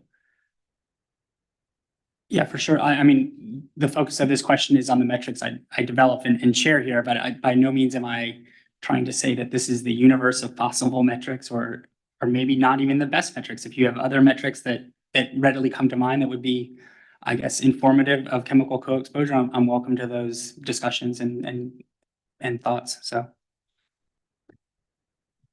Thank you. Dr. Zhu? Thank you. A clarification question and a comment. Let me start with comment. Again, I know listening to panel members' discussion, it just reinforced my impression that if this is going to be a risk assessment tool, then we got a lot of issues. But if this is a tool for supporting EGA and tell the community what type of cancer risks or prevalence in the community, where the concentration of pollution sources are, to what extent they release airborne pollutants, I think it's a fine tool. So then my second clarification question is following my first one. From these metrics, I still don't see, or I'm confused, remains to be confused that how do you assess concentration of these pollutants in the air? We only talk about number of releasing facilities, the number of releases, and where they are. And I'm still confused because I don't see how you tell or measure ambient air concentration of these various chemicals. Then my last question is that I'm very confused about this bivariate distribution of individual chemical risk with potential chemical co-exposure. Maybe that question could be clarified a little bit, because I was thinking that you're talking about release of multiple chemicals, not just two. And then we're talking about the total cancer risk caused by these chemicals, not just the individual chemical risk. So maybe just me that how I read it into this question, I think it's very confused. If you talk about the multivariate distribution of these chemicals, then I can understand that. But right now you're focusing on bivariate. I understand your case study is bivariate, but the tool is for multiple chemicals, more than two. Yes, I guess, motivation behind that question and that metric was the fact that I shared that oftentimes an OPPT risk evaluation is a single chemical endeavor. And absent, to date, absent a lot of modeling, although we are generating more screening level approaches, it's been difficult to kind of look at a nationwide scale where where risk from an individual chemical may be occurring. And so first, the ATS tool is informative in that sense. It's able to pretty quickly kind of parse out kind of locations of releases and kind of the distribution of risk across the country. And to date, that's mostly as far as we've taken. We haven't then looked at, well, what other kind of chemicals are also occurring there. And so the motivation there was where are other chemicals co-occurring with the potential main chemical of interest, if you will. And there's the concept of, if you were to do an aggregate or cumulative approach, where are places that might be on the borderline for individual chemical risk, but then you have a number of other chemicals also occurring there that could potentially, for lack of a better word, push it over the edge. And so the idea of that metric was to kind of highlight those locations or those areas. Well, like I said, this is a very informative, important step to show there's association in the community. But to say this is a risk and exposure, then, you bring a lot of complex science into a,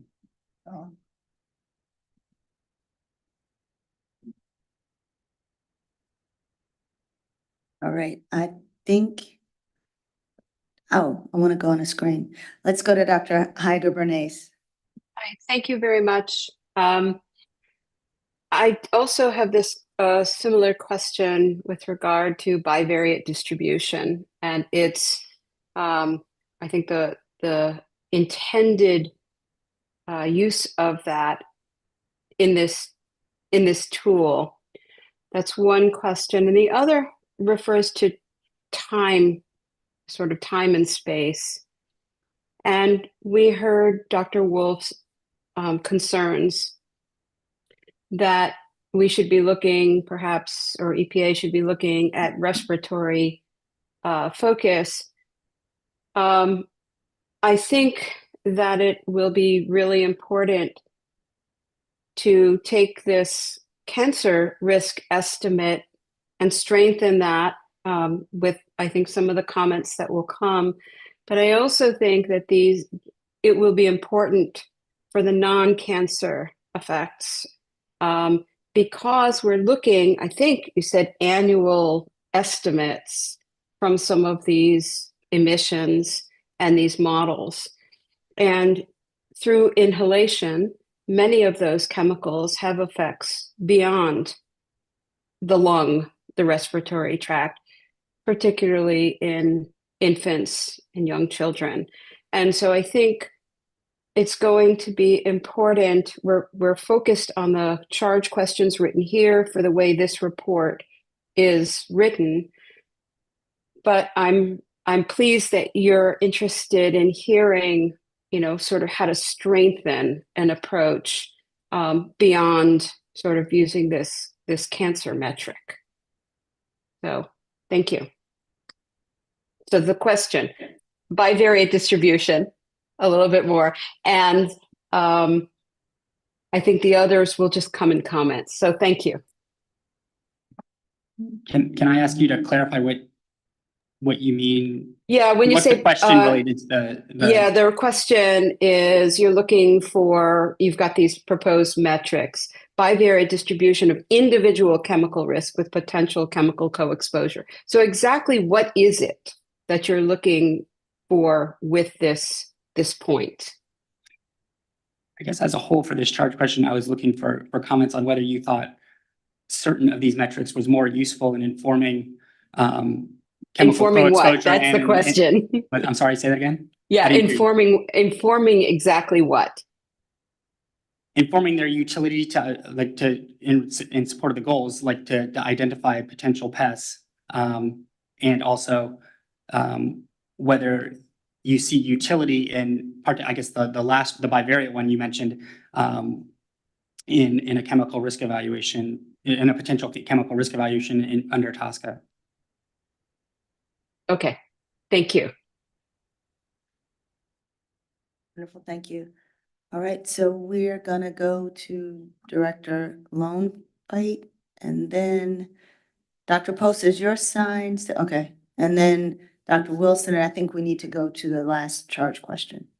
So I just had a sort of a quick note. I did send you some information, some data. So I sent the shapefile and the KMZ file for the reservation boundaries within the US. And so I hope that when you are showing data, we delineate the states. I don't feel like that's a big reach to put another some more data on top and saying these are where the reservations are, especially in terms of when we're looking at EJ stuff. And then there's also, it's very rich. It came from Bureau of Indian Affairs, and it has all the metadata and notes and descriptions, and it was updated last in September of 24. So that's just my only comment. Thank you.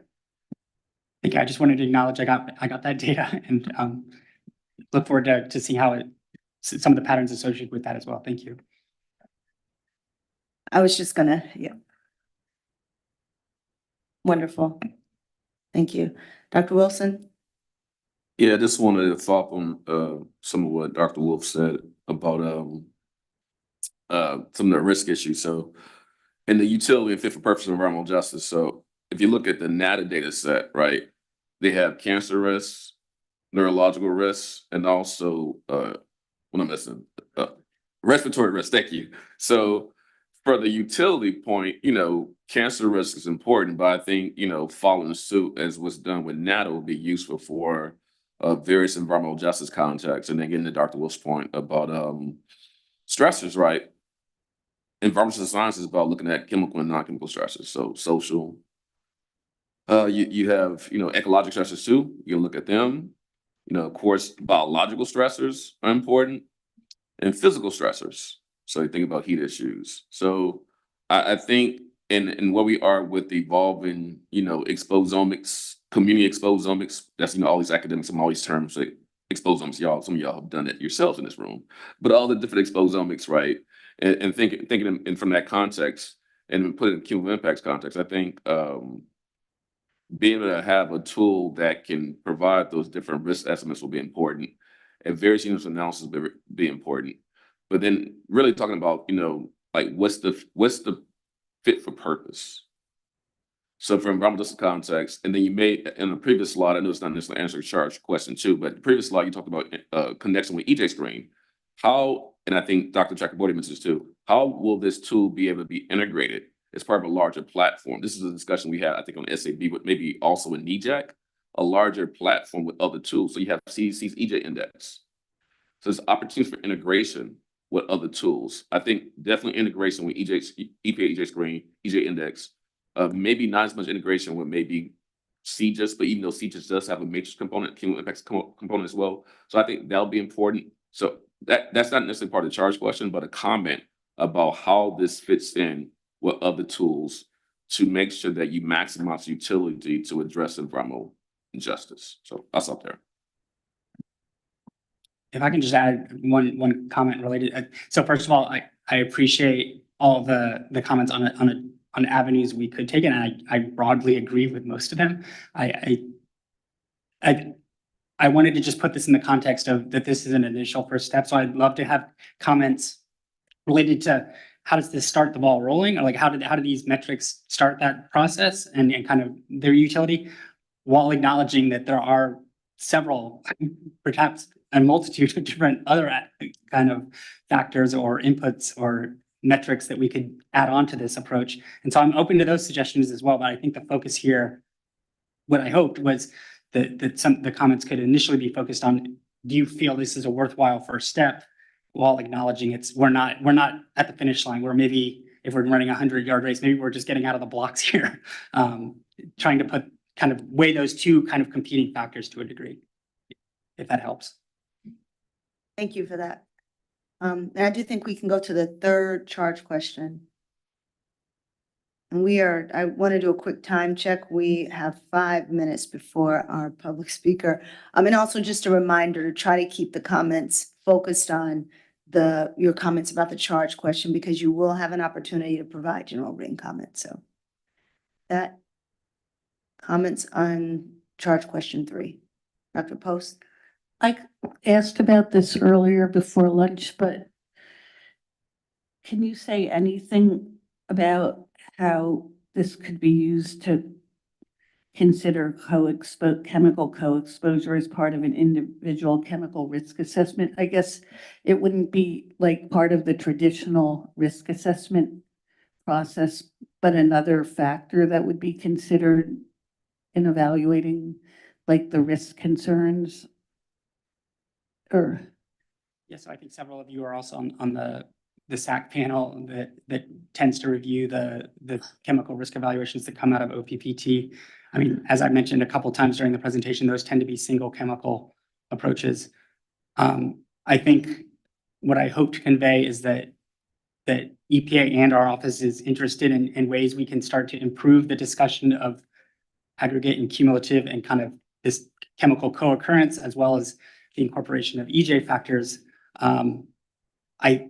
How this would kind of manifest itself in a risk evaluation is still under process, but my thoughts are that you could start incorporating certain of these metrics as appropriate to kind of better inform what's happening, to give a fuller picture of a chemical exposure and risk in a chemical risk evaluation.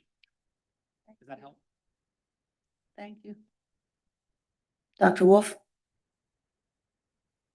I guess just on the first part of this question on the potential susceptible subpopulations, I really, if you're not going to look at these other modifying factors, then I don't think you're going to achieve that goal, because the whole point of expanding the definition of susceptible populations, looking at environmental justice issues, is to look at these different kinds of potentially susceptible subpopulations. And so I think that's going to be really critical to really understand. Our traditional look at susceptible subpopulations, infant, pregnant women, growing children, that's probably not sufficient anymore. And so that's something you're going to have to go back and figure out, well, how are we going to address these other susceptible populations that we now have recognized that we should have always been concerned about.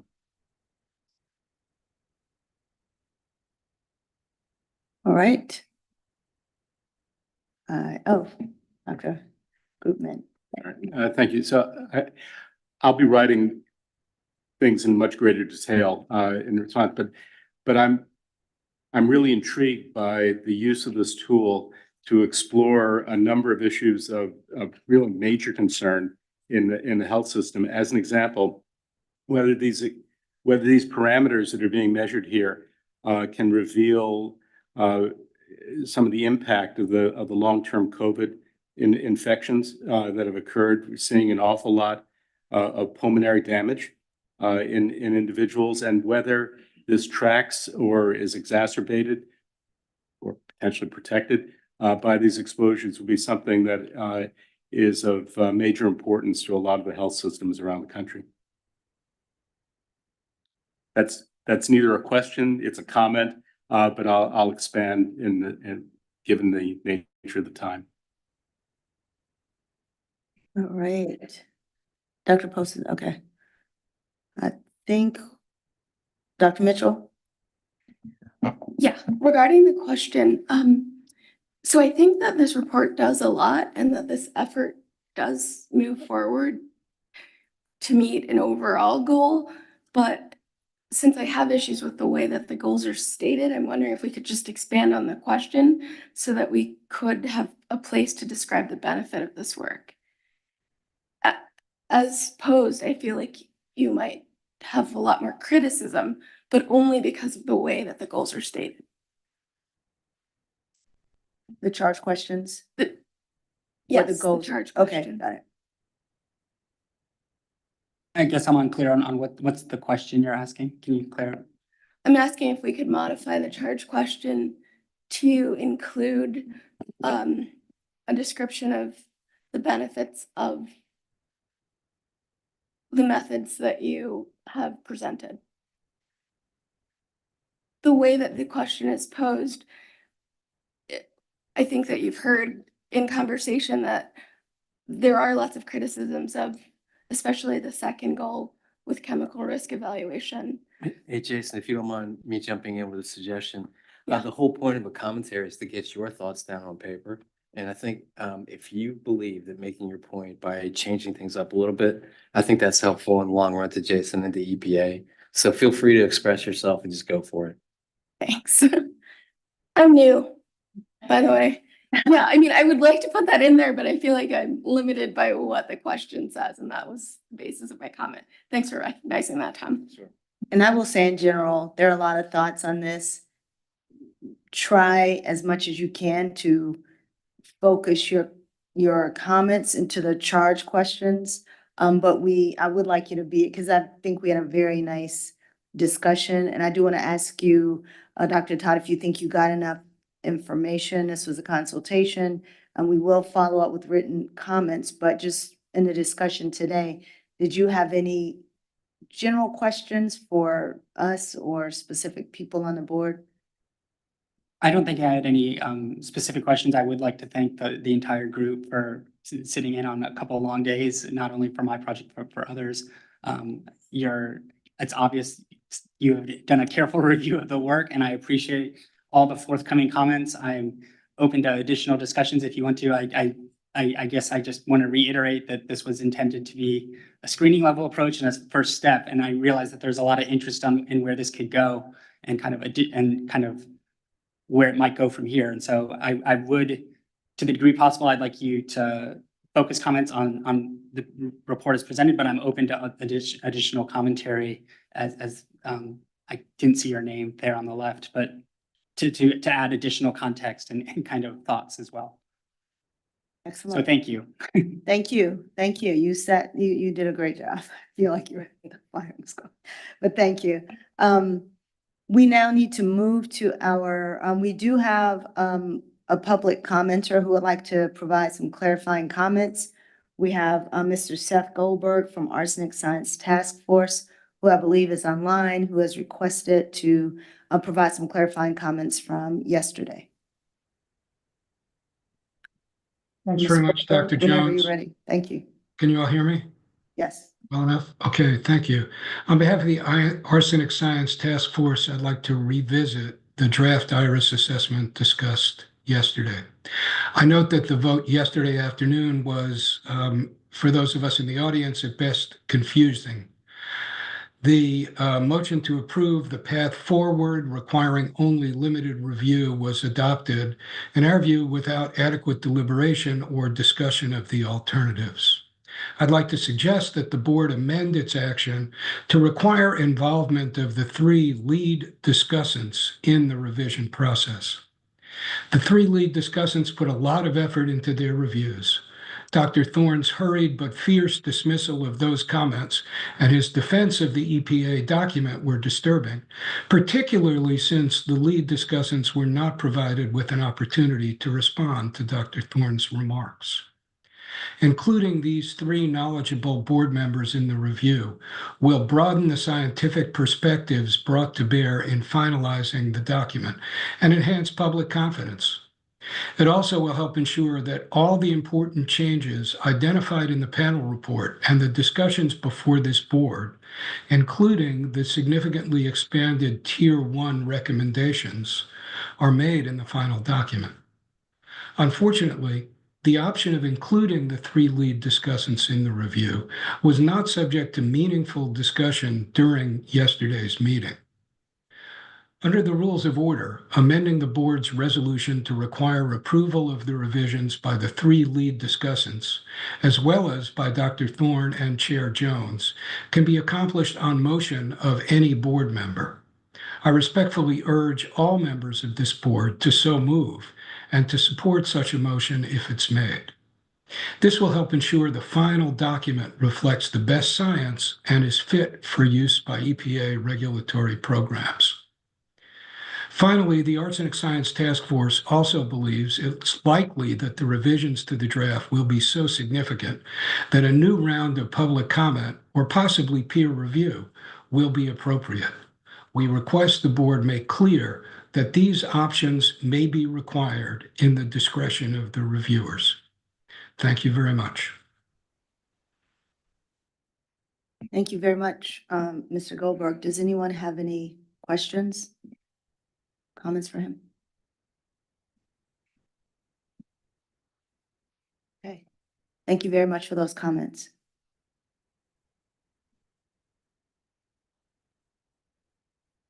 So I would now like to review for us our work over the past couple of days, and just kind of outline some next steps for the board. So yesterday we did complete our quality review of EPA's draft IRIS toxicological review of inorganic arsenic. And we thank Dr. Thorne and his panel for providing that report. We voted to approve the report subject to the incorporation of written comments submitted by SAB members and raised in yesterday's discussion. And I will work with Dr. Thorne to ensure that the comments in the room and the written comments are incorporated in a revised report. I want to remind you that SAB members can have until Tuesday, October 22nd to revise comments or submit comments to the DFO. And please copy Dr. Thorne and I on those comments. Dr. Neptune, you had a... Yeah, and some of this is in response to the comment that was just made. Is it possible for you to fold into that approval that you will kind of involve the lead reviewers to look over the document, or that there will be some tacit involvement, at least, of the lead reviewers without expanding it to other members of the panel? Because I don't know if that's possible. I think it is possible. I'll double check. I mean, it's not a formal. So there were 4 options, and option number 2 required the revised report to go through to select board members. It doesn't have to be the lead reviewers, but that may have been a nice group. But I mean, to specify that the people who would be reviewing it are the lead reviewers. That's not exactly option 1, nor is it option 2.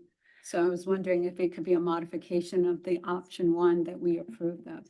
I'll say, well, I have a comment, but I'll first ask Dr. Thorne to make a comment. I have a suggestion. So I would just like to respond to one of the statements Mr. Goldberg made, that it was sort of a tacit dismissal of the quality reviews. I can assure you that about 16 hours of work went into addressing those, and deep thought and conferral between members of the panel. So anything but dismissal of those. They were very thoughtful comments that the quality reviewers spent a lot of time on, and in no way would we dismiss those. So I just want to assure you that that characterization is something that is not consistent with practice in this case.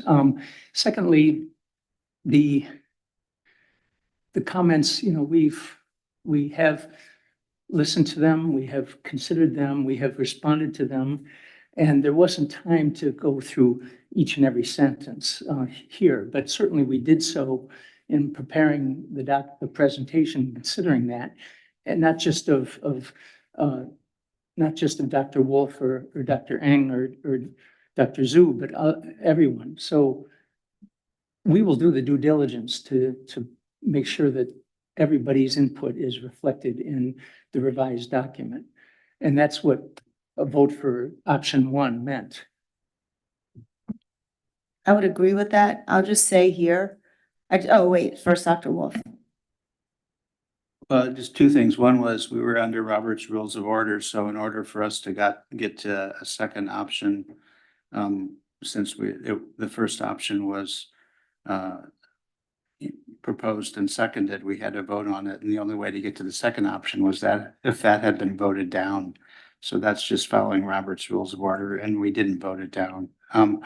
But the other thing I would say is this is an SAB document, so I will just, we're all signatories to it as members of the SAB, and I will just say, if you need any clarification for anything I've provided, I'm more than happy to look over whatever you'd like me to look over. And I'm sure the other primary reviewers feel the same. So don't mean to speak for them, but I'm sure we're all here to make the best product we can. So I'll just throw that out.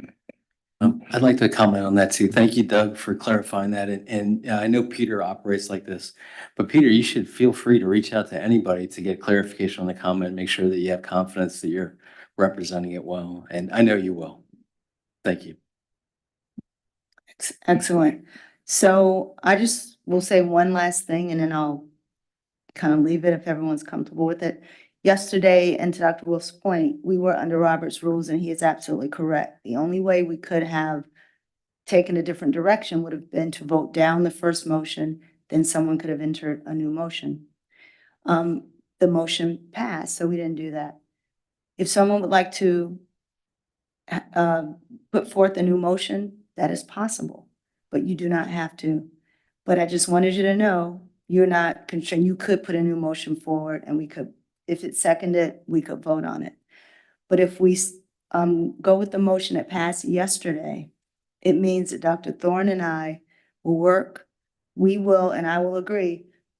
Thank you, Tom, for mentioning that. We will reach out to the lead discussants and get their input on the report before it goes to the administrator. So the question is whether anyone would want to formalize that or not, but either way, we would go to the lead discussants and get their input. I wanted to make sure that that was not in any way kind of a judgment on Dr. Thorne's very careful and deliberate and reliable kind of review of the document and kind of consideration of all the input. I think it's just that when there is any kind of notion that there's a requirement of a higher level of diligence and investigation and exploration of a document, that's a final document.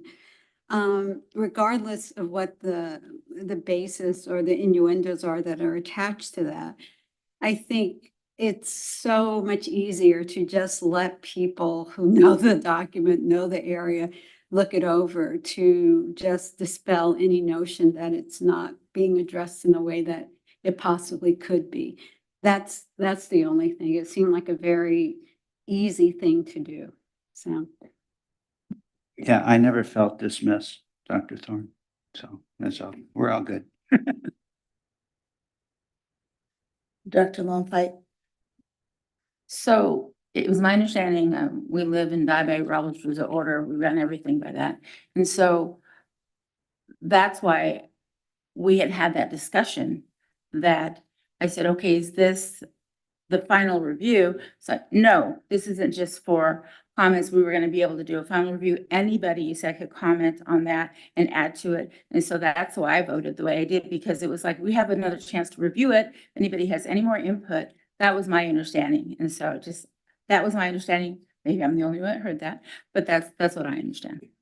Yeah, the first option that we voted for would not send it back to the board for review.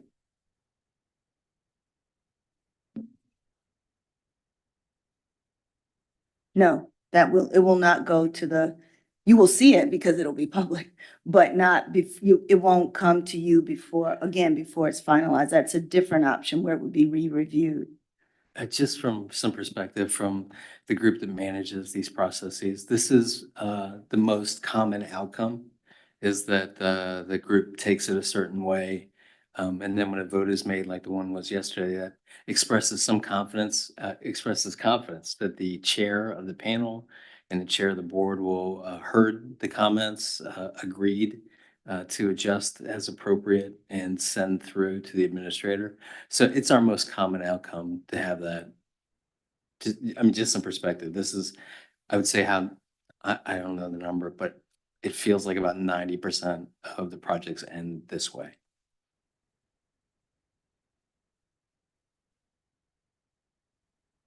It happens occasionally. And once in a while, in the history of the board, there have been projects that have been sent back to panels, for example.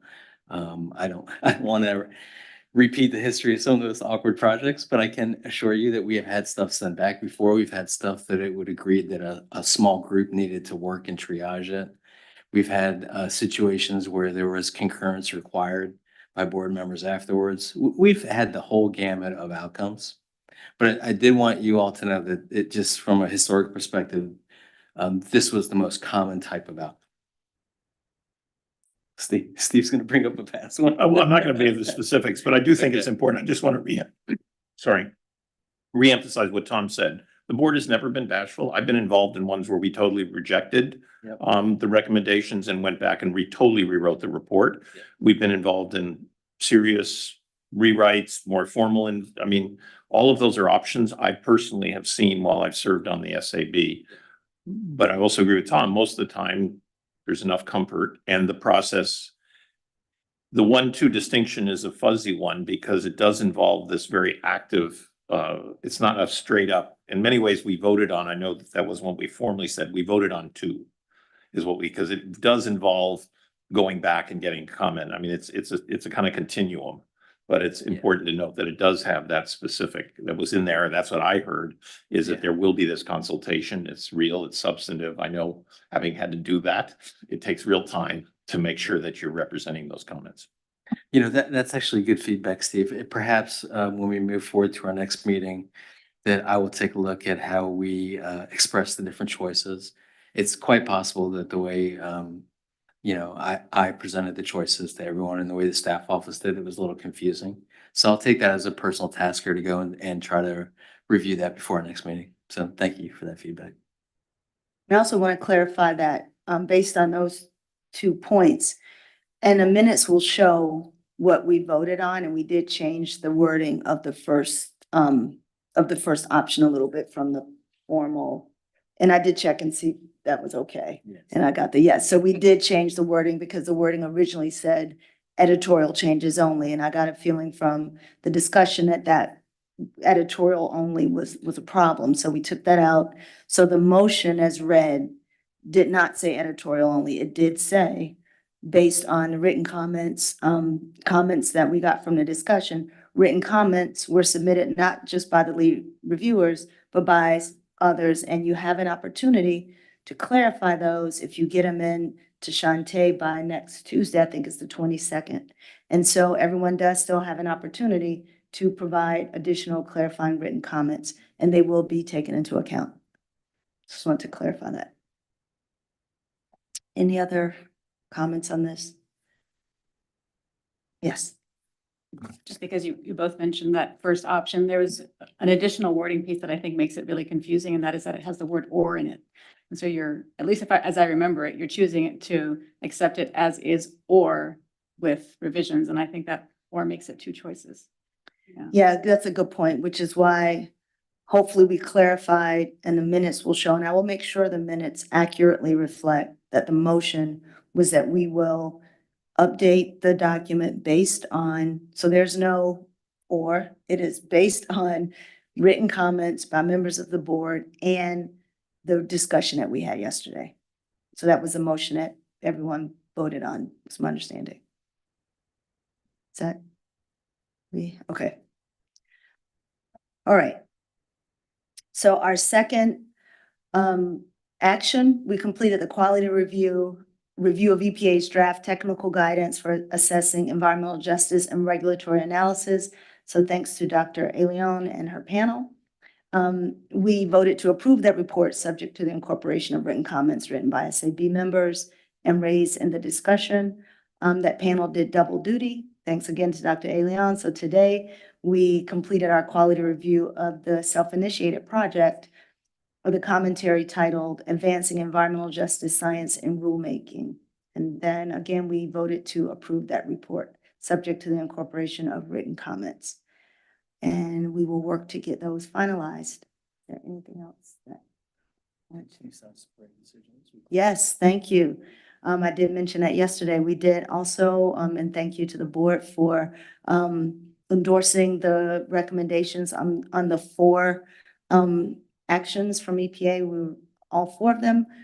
We recommended that they not go to SAB for further review, and the SAB endorsed those recommendations. So thank you so much. And I want to generally just thank the entire SAB for all the hard work you've done. This has been such a deeply engaging discussion over this past 2 days. So I do want to thank everyone.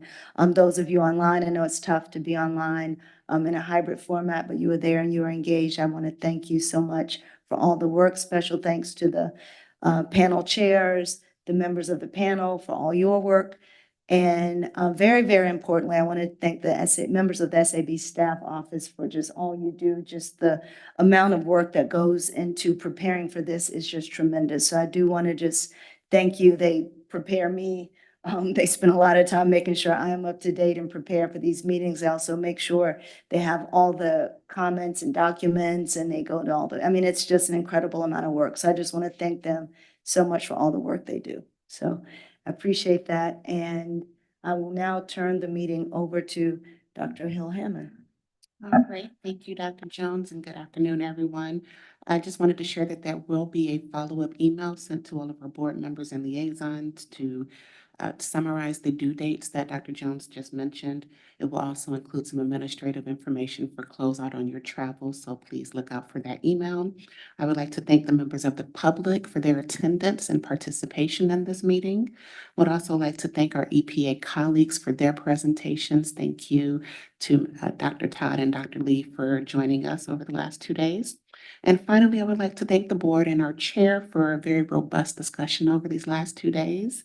I wish you all safe travels back. And with that, I would like to formally adjourn this meeting. Thank you. Yes, we did it. Thank you. Thank you, everyone.